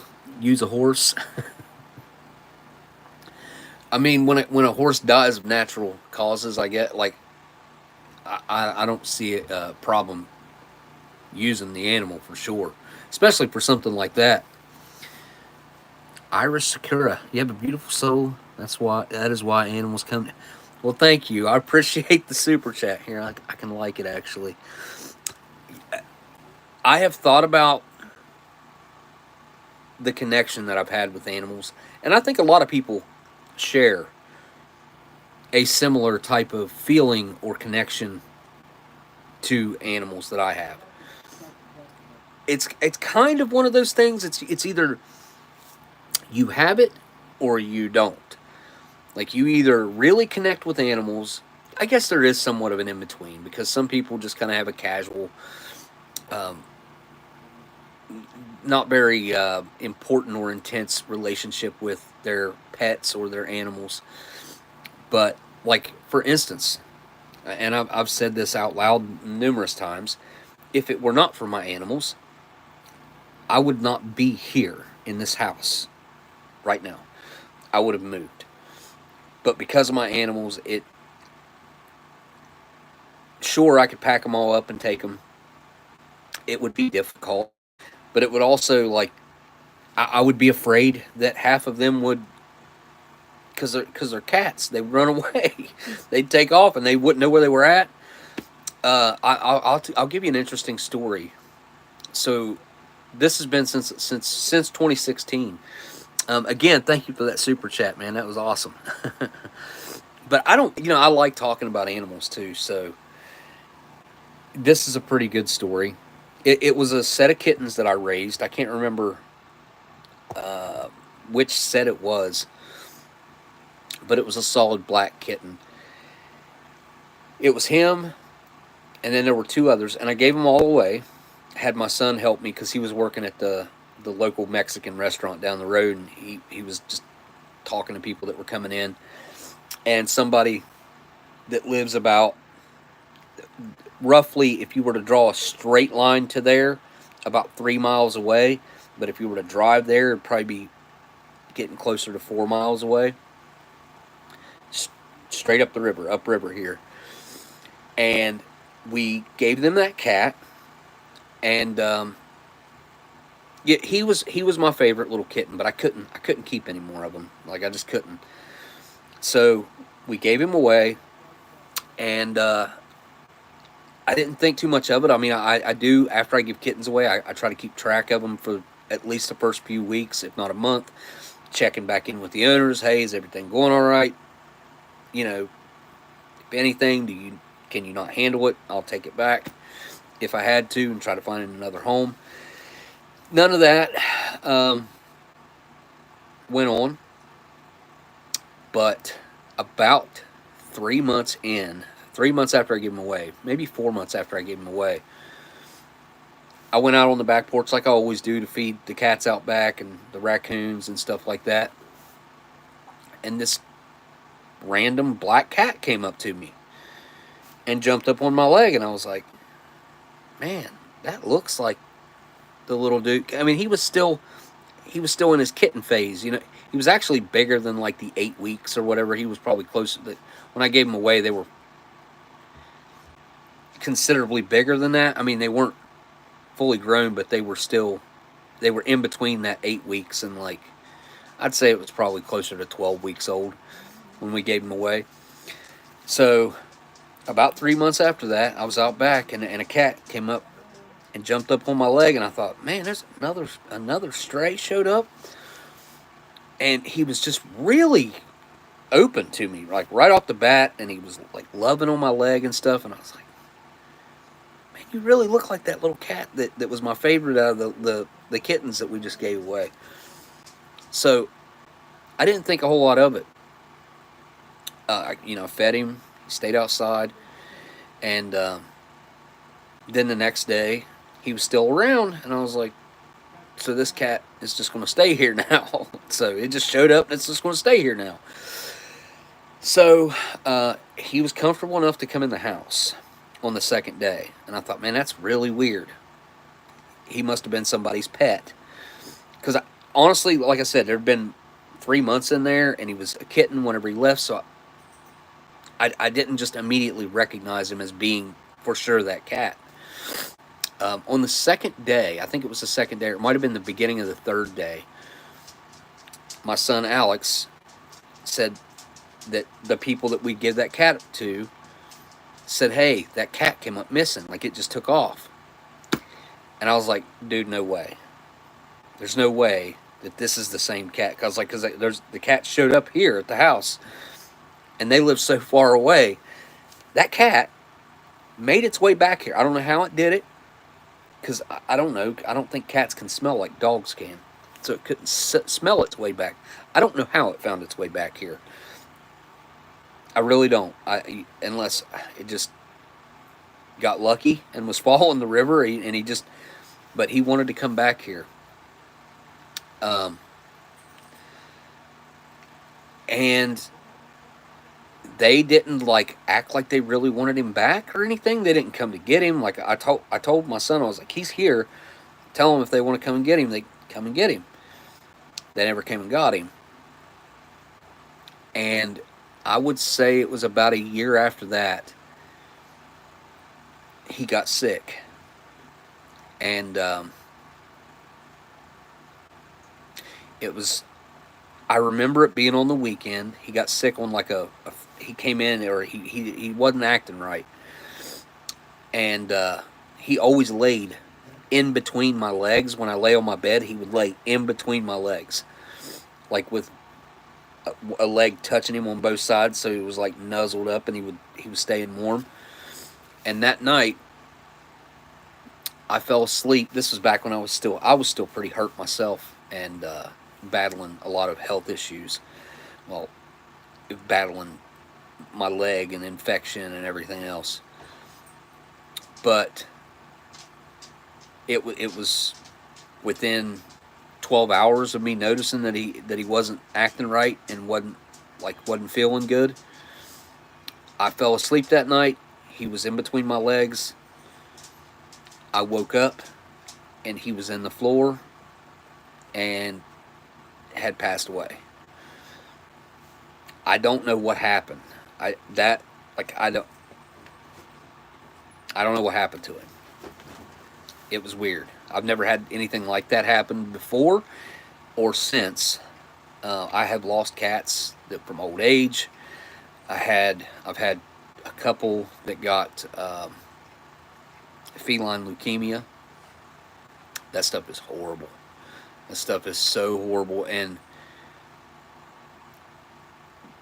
it used to be our vet would tell us there's like nothing that we could do about it back then, which there is not any real treatment.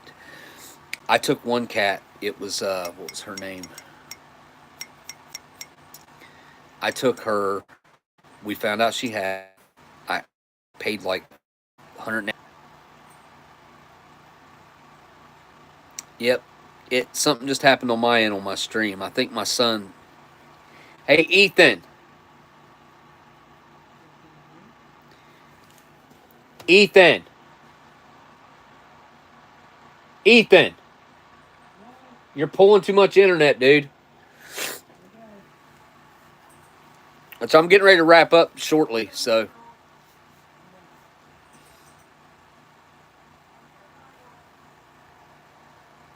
Yeah, hopefully that'll help. He just said he was going to turn it off, so. But yeah, I ended up having to put her down because the treatment didn't work. We tried to treat her. We gave her, what was it that he gave us something that I was giving her, and it wasn't working. I done exactly what he told me to do, try to treat her, and it just didn't work. So.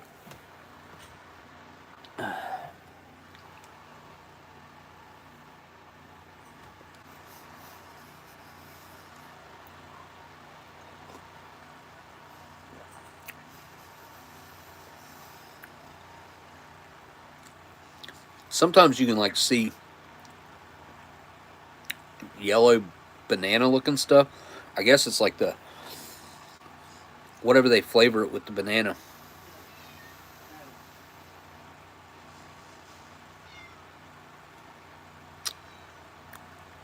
The whole internet's messing up right now. That wouldn't surprise me. Probably, man, I ain't gonna say it. I ain't gonna jinx this. Knock on wood. Even the fact that I thought it.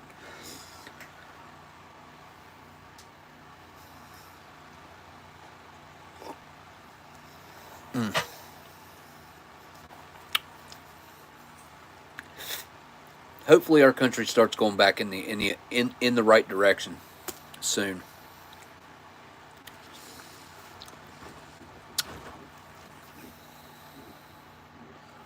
I haven't made the decision yet to get into any type of politics or anything, but I've definitely thought about it. It'll be a big life change and big, huge commitment. And I really want to get my house done and stuff before I commit to doing something like that. Although, I do feel like I'm missing an opportunity right now by not taking advantage of Joe Manchin stepping down. But I also see the competition that they got running here in West Virginia. I think I could beat them if I wanted to. If I wanted to go all in. Because this guy named Morcapito, it's his last name, Morcapito. I don't foresee him being very popular at all. He's on the conservative side, so he says. But what I've seen and what I know of him, I mean, I don't think anybody else is really running against him. Is the problem.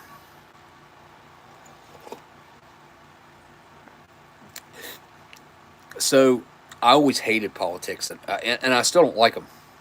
I don't like them. The only thing is, I feel like I need to be doing something. I feel like as many people that are willing and possibly can, that are like us, need to run and win these political positions and take our government back by regular people, and not allow ourselves to be influenced by everything that's in DC. Because I mean, if you stay in your state, which and local government, which is not really what I'm thinking of doing, it's not as bad, but it's still, the corruption is still really present, even in the state and the local stuff. So it just, you if you go in with the mindset of you're not going to allow that to affect you, and you stick to your guns, then hey, let them try to bribe you. Whatever they do, like, there's something that happens too. A lot of these people that go to DC, and you can see it, like that, or they're completely lying all the way up until they get there, and then it's like they threw everything they said out the window and literally go against everything they said they were going to do. I don't like that. What's up, CR? I just logged in. I just saw that the Iranians attacked Israel. Ooh, I saw something about drones were on the way there. Like, I want to say about 3 hours ago, I saw a report like that, and they said that was, the headlines were that was going to kick off WW3. Oh, you just said that down there. Do you guys think the Middle East is headed to... I do not think that the Middle East is headed to World WW3 or anything. Look, that war has been going on since the beginning of time.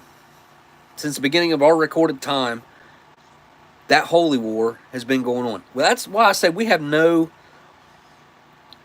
we've got no room to be sticking our nose in something like that. The American country itself, we don't have any business sticking our nose in the middle of a holy war. That's just my personal opinion.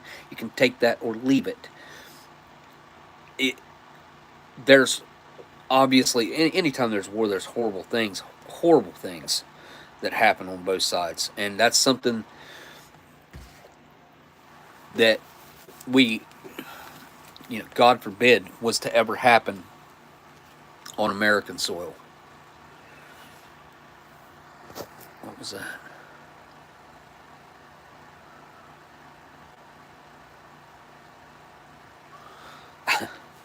Sorry, had a text come in. As far as everybody that goes to DC, there is certainly something that happens to those guys and gals that whenever they're a part of the House or the Senate, I don't know what it is. I don't know, and it's unspoken, really. Let's be honest. Like, they don't talk about it. I mean, there's very few people. You can count them on two hands, really, just off the top of my head, that don't follow the narrative, that don't follow the unspoken rules or the laws of the land up there. And the ones that don't follow are called crazy, conspiracy theorists. They're called every name in the book when it comes to what type of person they are. I will say I have not seen any, or very, like, Joe Manchin used to be kind of that guy, and he was a Democrat. Like, and that's extremely rare. Like, and when I was growing up, I told my mom this the other day. I'll never forget this. When I was growing up, it had to be in between 3rd and 7th grade, when I was living with my mom and my stepdad. Minnie, chill. I asked my stepdad, politics had came up, something was going on, and I said, hey, what are we, Republicans or Democrats? Because that was all I'd ever heard. Never heard independent. I don't think there was back then, probably. We're talking late 80s, early 90s back then. Anyway, he was very poignant with his answer. It was, we're Democrats, and here's why. And goes on to explain to me why we were Democrats, because Democrats are for the working people, and gave me all these examples of why the Democratic Party was fit our, I guess, our area and our lifestyle, or, you know, whatever. His explanation of it.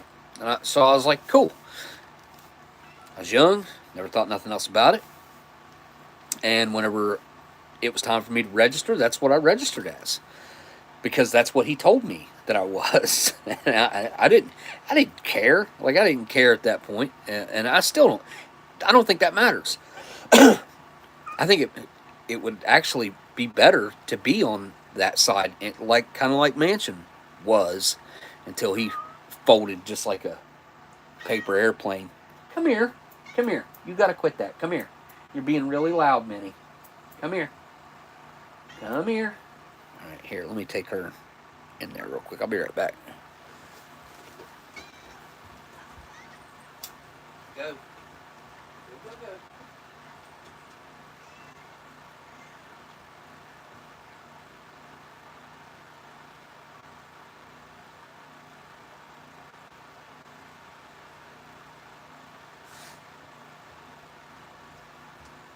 All right.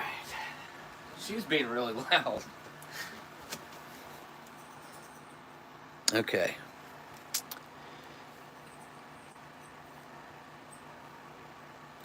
Be good. Broadcast this morning. I don't know why I do this. I can see it just as well back here. They were on the other Middle Eastern groups. Canaanites and Philistines. The duckful. Yeah, James, I kind of agree with that statement.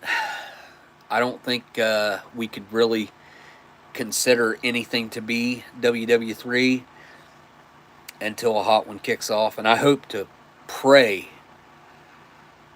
that never happens. Not in my lifetime, not my kids, not in their kids.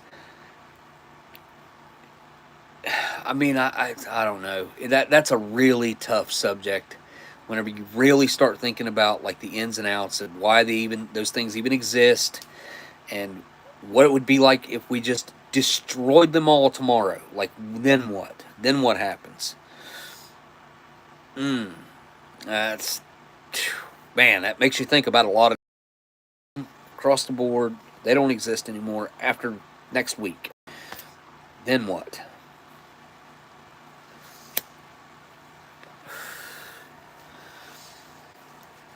Minnie's protesting. She's not on camera. Says she's making herself be on camera. She's in there making noise again. Usually she doesn't do that. Like, if I take her in there to my bedroom, that's it. She's done. But she's came back because she was just like climbing up the screen for the window right here because she could hear me in here. And she only does that when she can hear me in here. Just glad I'm not in charge. Yeah, I don't think I'd want to be in that spot. I will say that I have seen people that have handled it well and done well with it, and I commend them for that.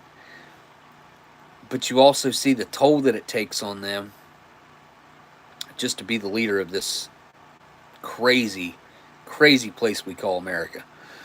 The aging that some of them do within 4 years and 8 years, actually most of them, all but one I've ever seen, they all stack some real years on them in those 4 and 8 years.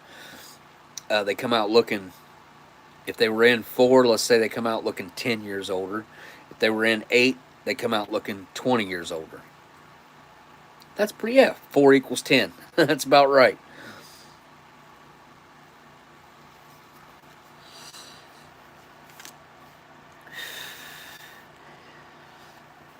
James, I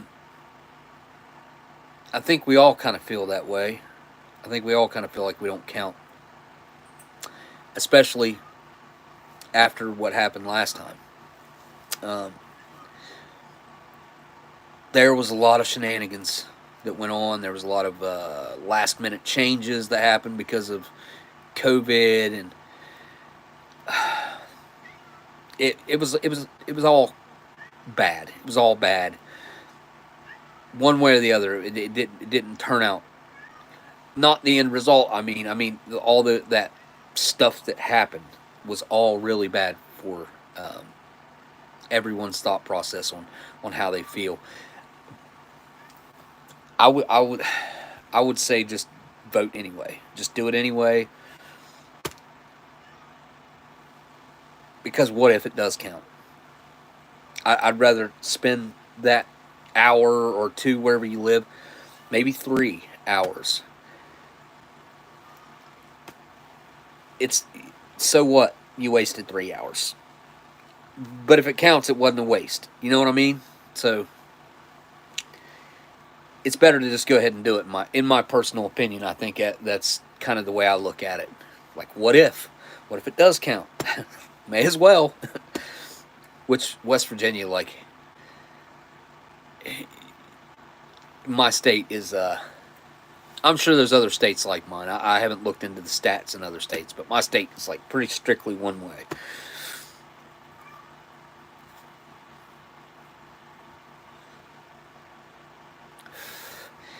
I've been seeing some pretty big name switching parties recently, and that's one thing I will say about like the 2016 to 2017, 2018 era. There were a lot of things that were brought to the light. Mason police will have jurisdiction in Harper. That's really awful. Yeah, I don't like hearing that.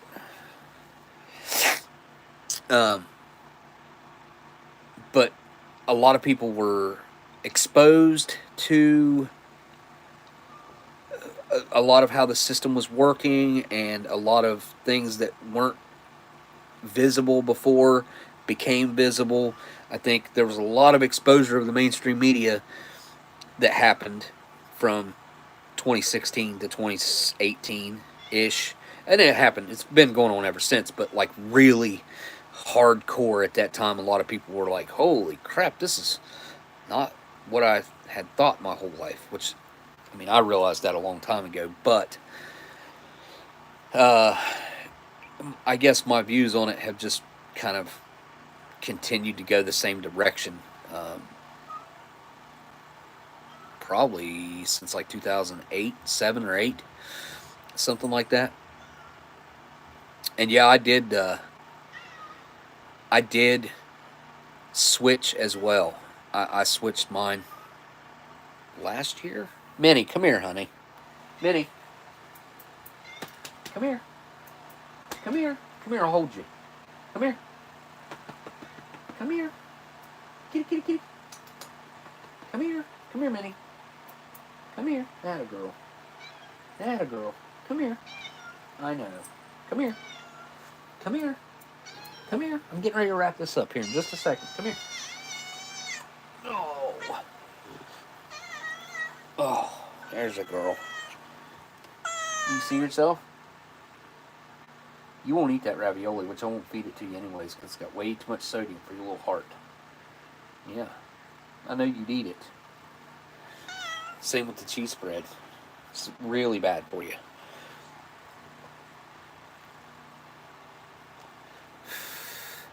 Yeah, she's definitely not pregnant. No, she was fixed 15 years ago. Yeah, Minnie was fixed 15 years ago, wasn't she? She's just loud, man. She's the only cat that I have that like is really vocal like that. And she gets her way. She gets her way. She knows it. It's either I was going to let her out or I was going to pick her up. So I picked her up. And she likes my voice. It puts her to sleep. She goes to sleep pretty easy whenever I'm talking like I am. Don't you, honey? Yeah, Minnie goes to CP Town. Does Minnie go to see? Yeah, my Minnie girl. Yeah. Yeah. What do you think, honey? What do you think, baby? She's a great cat, though. She really is. The best. She really is like the best mannered cat that you could ever dream of having.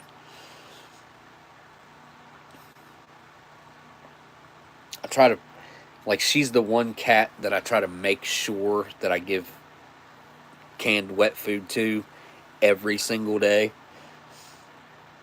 The other ones, they'll get it sometimes and sometimes they don't. Just depends. My cat's diet, I don't feel like my cat's diets are all that great. They're really picky about the dry food that they'll eat. I've tried some of that healthy stuff, and they literally would not touch it. Like, they wouldn't even try it.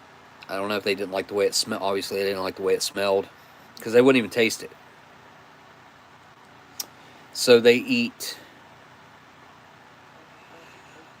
I think it's Friskies. I don't know. I go through a lot of it, though. I go through 16 and 22-pound bags. I usually go through 2 bags. A 16-pound bag and a 22-pound bag will last about, I think, about a week and a half, about 10 days, roughly, 11 days. No. You CP? Yeah. You CP, Minnie?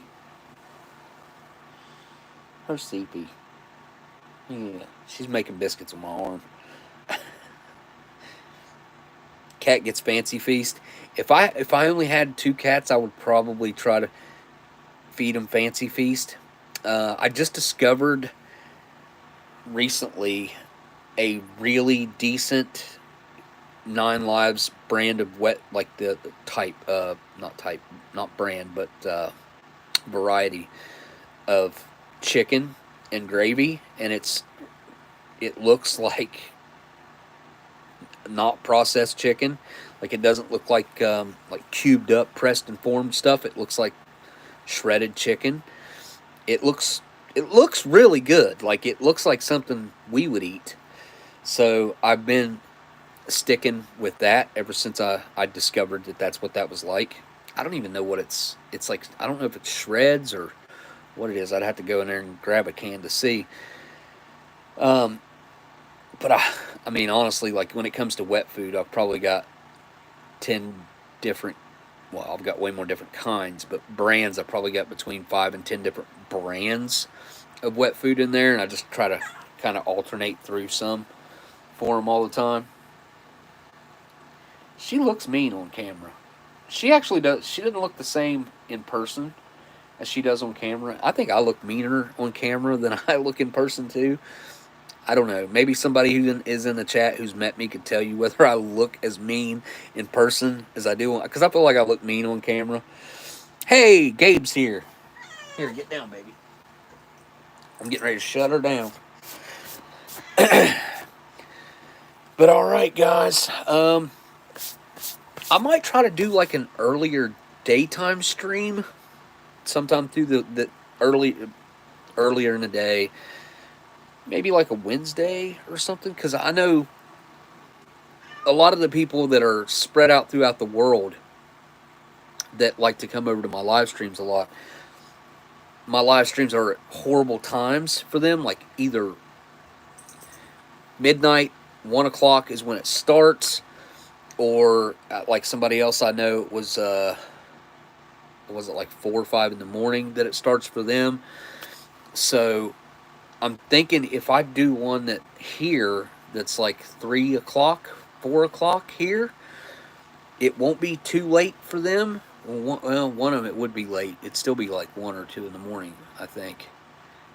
I'm not real sure. I just thought I'd try it because the other day, whenever I did the eclipse thing, there were a few people that showed up that were like, "Hey, it's at a normal hour for me," and they're in other parts of the world, so I just thought maybe I might try that.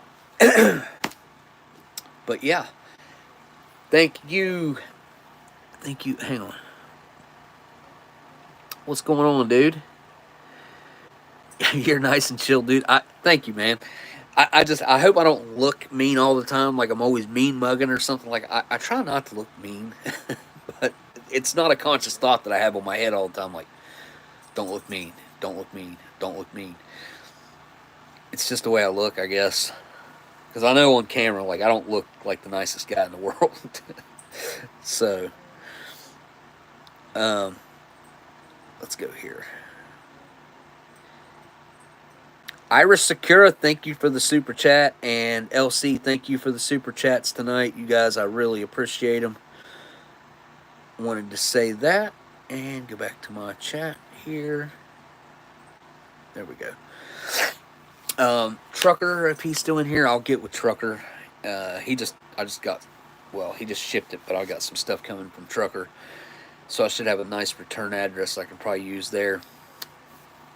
I got a box I got to ship. Gabe, I got a box, and it's pretty much ready to go, except maybe some extras or something, which we'd have to figure out what. I've also got one here for Kaylin that's got to go to Kaylin. And I need to stuff some other stuff. What I've done with it. It was right here. Yeah, as of right now, I just got the one MRE in there, but there's room in there to. I don't think I could fit another one in there.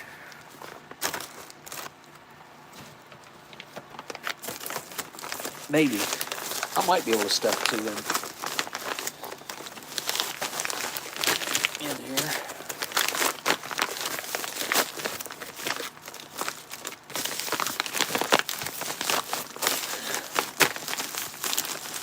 I could put two in here and that would be it. Or I could, we could see what else I got that I could stuff in here extras-wise for Kaylin. I don't know if she's probably not still around. What's up, Dreamy Smokes? Wait, is this Dreamy? Dreamies. What's up, Dreamies? Smokes. Dreamies.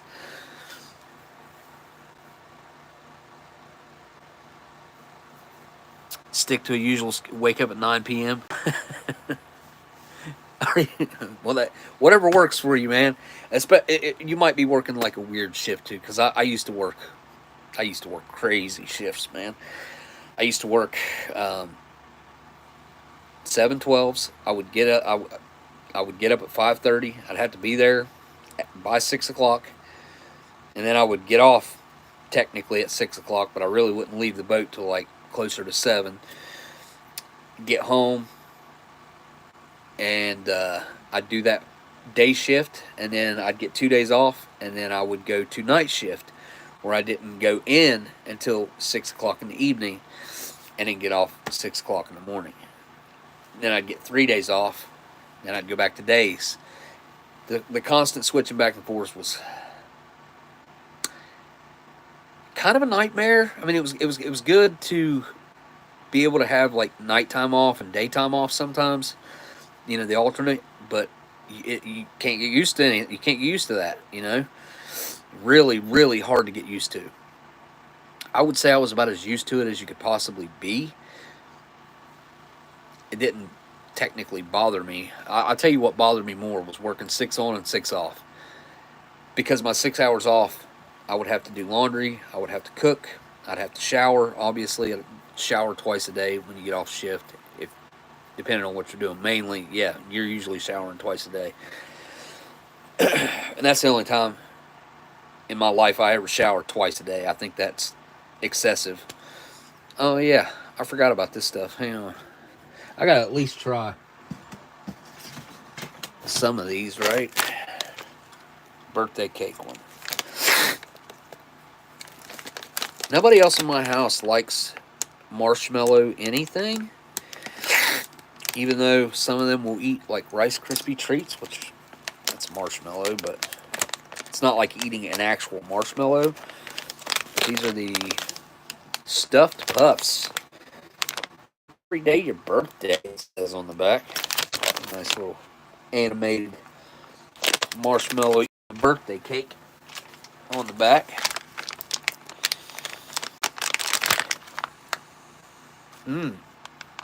They smell good.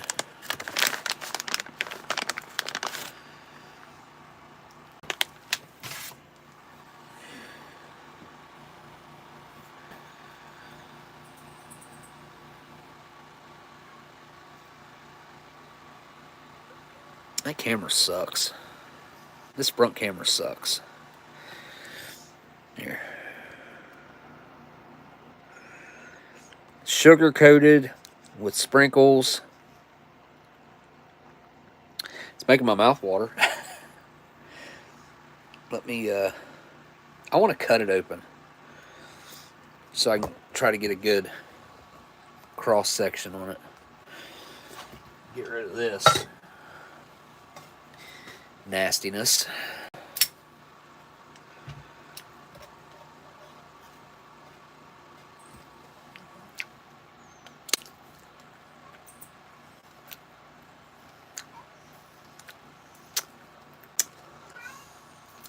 Not going to be easy to clean that knife off. All right. Yeah, that looks kind of like the picture. I mean, I had to squish it to cut it, but it's going to be more like a cookie dough in the middle. I can already, like, it's pretty hard. All right. Give it a try.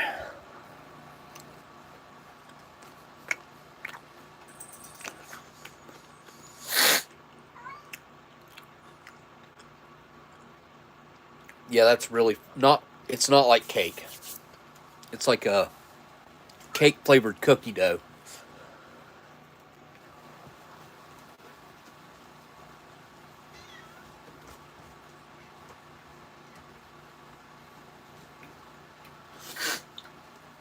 A lot of vanilla. Not too sweet. I mean, it's pretty sweet though, but it's not too sweet for me. A lot of flavor. A lot of flavor. Really, really birthday cakey. I mean, they hit the flavor on that one out of the park,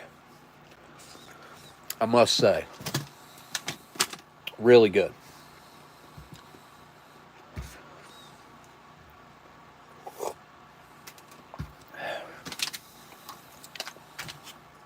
Try the cookies and cream one next.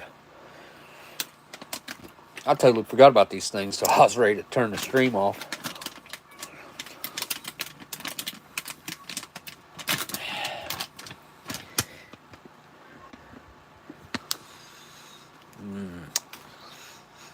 Smells like an Oreo, more or less.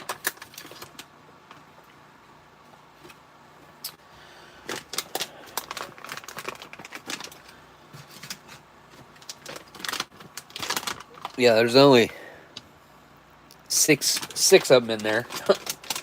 7 total for $3, and I think they were $3.50 or $3.95. All right, that's pretty much what I expected that to look like. Although, I don't know, it kind of looks like it's not just the cookies and cream in the middle, and it looks like there's more cream than cookie. All right, give that a try.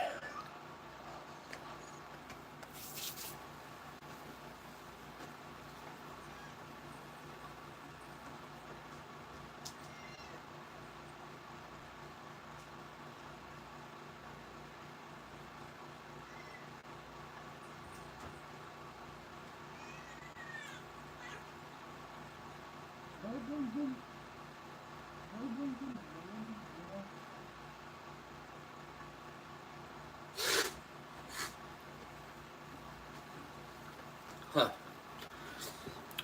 That one is dull. Not a whole lot of flavor. It's got a little bit of saltiness to it. I don't know why. Because that doesn't make sense.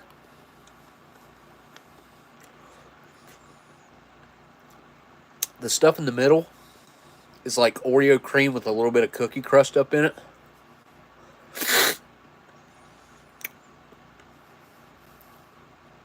Not my favorite. Birthday cake was way better.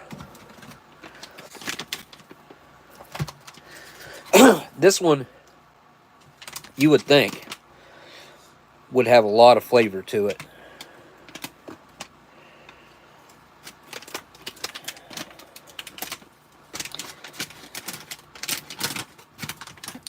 It looks like the toasted coconut one.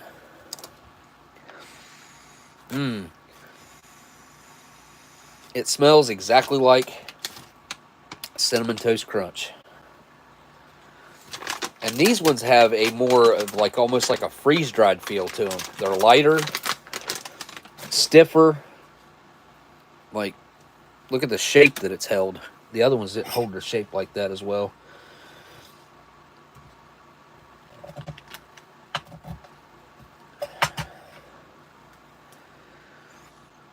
Okay. The stuff in the middle does kind of look like crushed up cereal.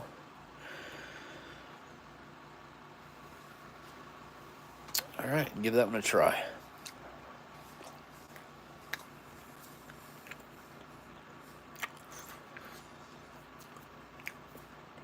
Huge difference in the marshmallow itself.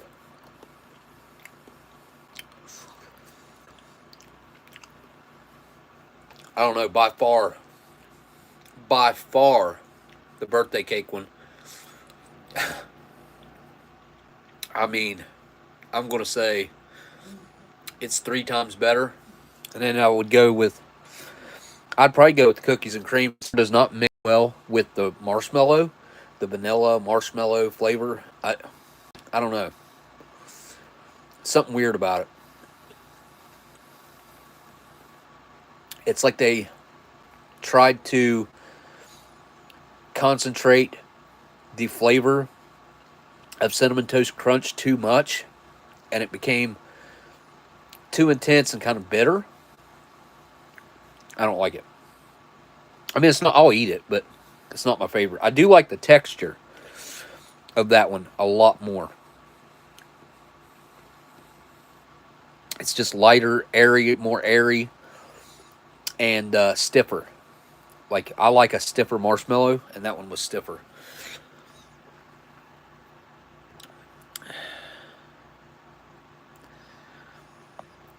Whose neck of the woods you heading to? Man, I need to get a motorcycle. I've been thinking about that, and I want to get a motorcycle, but I've also need the spare time to be able to ride it. So, out of that taste test, I would highly recommend, if you're willing to try one of these at all, go with the birthday cake. If you like that type of thing. I'm not a big birthday cake fan either. It's just this, they did something right with this. Man, it smells really good. It just smells like a really nice yellow birthday cake with butter. It smells like buttercream too. Buttercream icing. Yeah, that's really, they knocked it out of the park with that. They couldn't have been more accurate with that one. That's 2 thumbs up on the birthday cake. The Oreo one, it's all right. It's a little weird, that little bit of saltiness in there. I don't know if that was like in with the binder. I've noticed before with Oreos, like sometimes that cream does have a little bit of saltiness to it. You know, the cream in between them. The Cinnamon Toast Crunch one, man, I don't know. Just that whole, it's like, I know what it. So if you take the powder at the bottom of the bag of a Cinnamon Toast Crunch, that's kind of what that's like. That's a lot what that's like. It's just, it's too, I don't like that. It's too intense. Perfect. anyways, that was pretty cool. Those are all right. And then I got all that other stuff I got at Cabela's, that other food as well. Try mixing puff halves with the other puff halves by halting the halves. I'll try the cookies and cream and birthday cake one. I'll try that together. Here, I'll split those two and try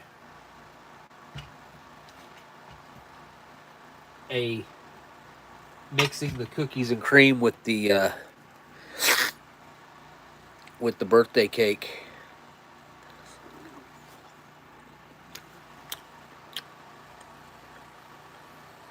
The birthday cake's just, it's intense, the flavoring, but it's nicely balanced. Cookies and cream's got a lot of texture going on. The cookie pieces on the outside, the stuff on the inside. Dan Cyanide Cookie says you need an Australian vacation more than a motorcycle. Well, how about both? I need both.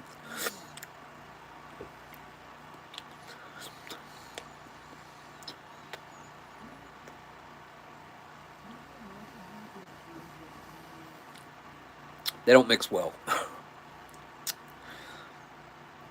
Not in my opinion. The cookies kind of ruined the birthday cake. Birthday cake though, man, like it's good. It is really good. I'm gonna have to get Amber to try that because birthday cakes are her favorite. Thank you for the super chat though, Dan. Well, obviously, if I come to Australia, I got to go to Tasmania. But what kind of travel in between? I got like, what kind of travel do you guys? Is there a ferry that goes in between the mainland and Tasmania, or how does that work? Or do you have to fly? Is it just better to fly, maybe?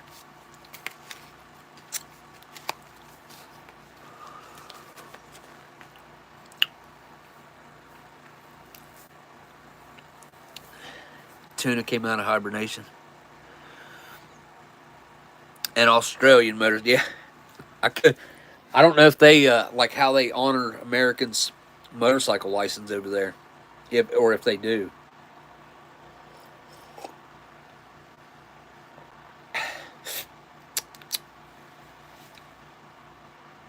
Huh. Maybe the coffee tastes more intense. That's weird.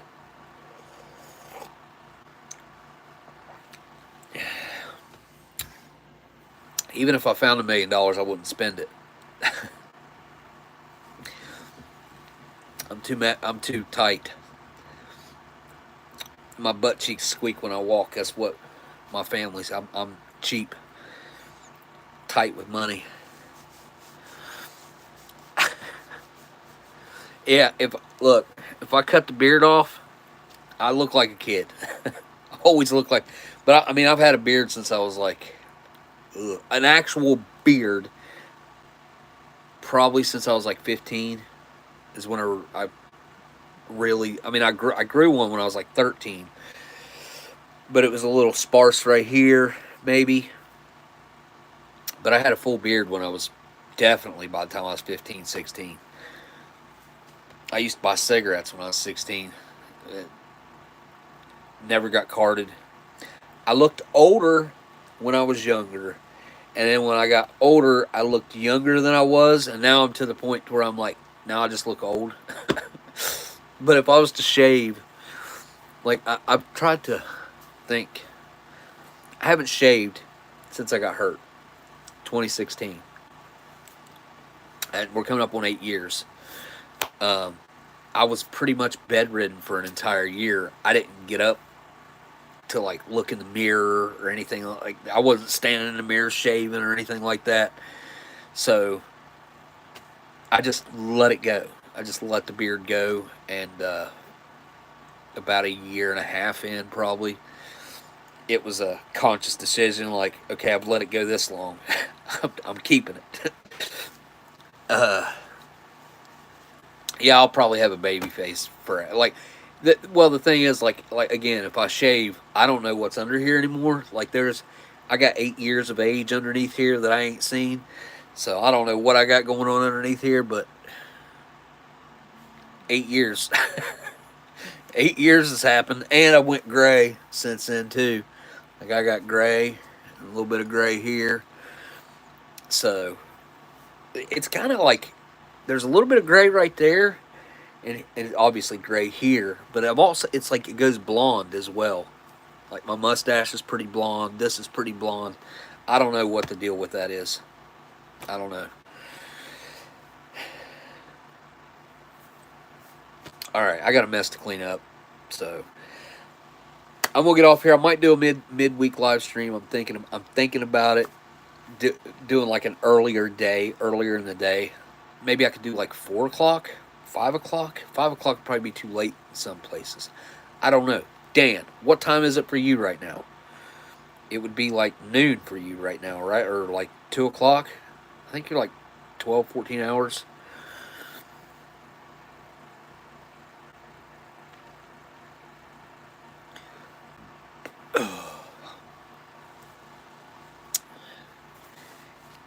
Yeah, I've put on some weight, so I'd say my chin ain't looking like it used to before I had the beard either. I mean, I don't feel like I got much of a extra chin down there, but I don't know how to tell with the beard.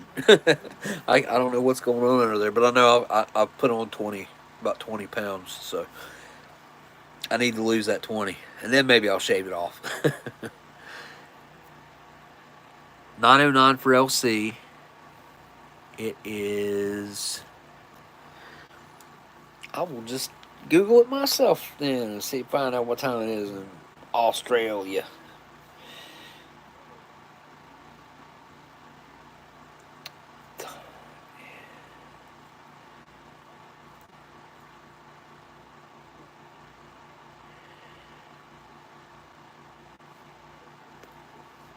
Two 11 p.m. I was almost. That's what I said. 2. Yeah, I said noon or 2. So cool. Cool.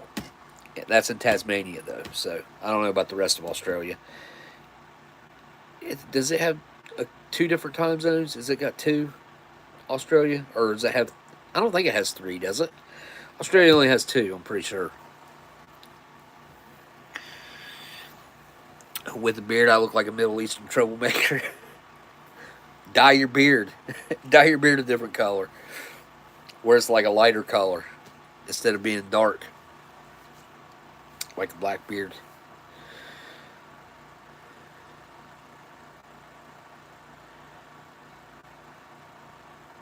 Oh, it's 3? It said 2:11 on my. Oh, it said it was 2:11 in Tasmania. All right, folks. I am going to get off of here this time. I totally forgot about trying those things out before I cut it off there. But yeah, might see y'all through the week, but projected next Saturday. I don't think I got anything going on next weekend, so that's the plan. Hopefully this midweek, and nothing else, I'll see y'all. Oh yeah, y'all got to get your taxes in by Monday.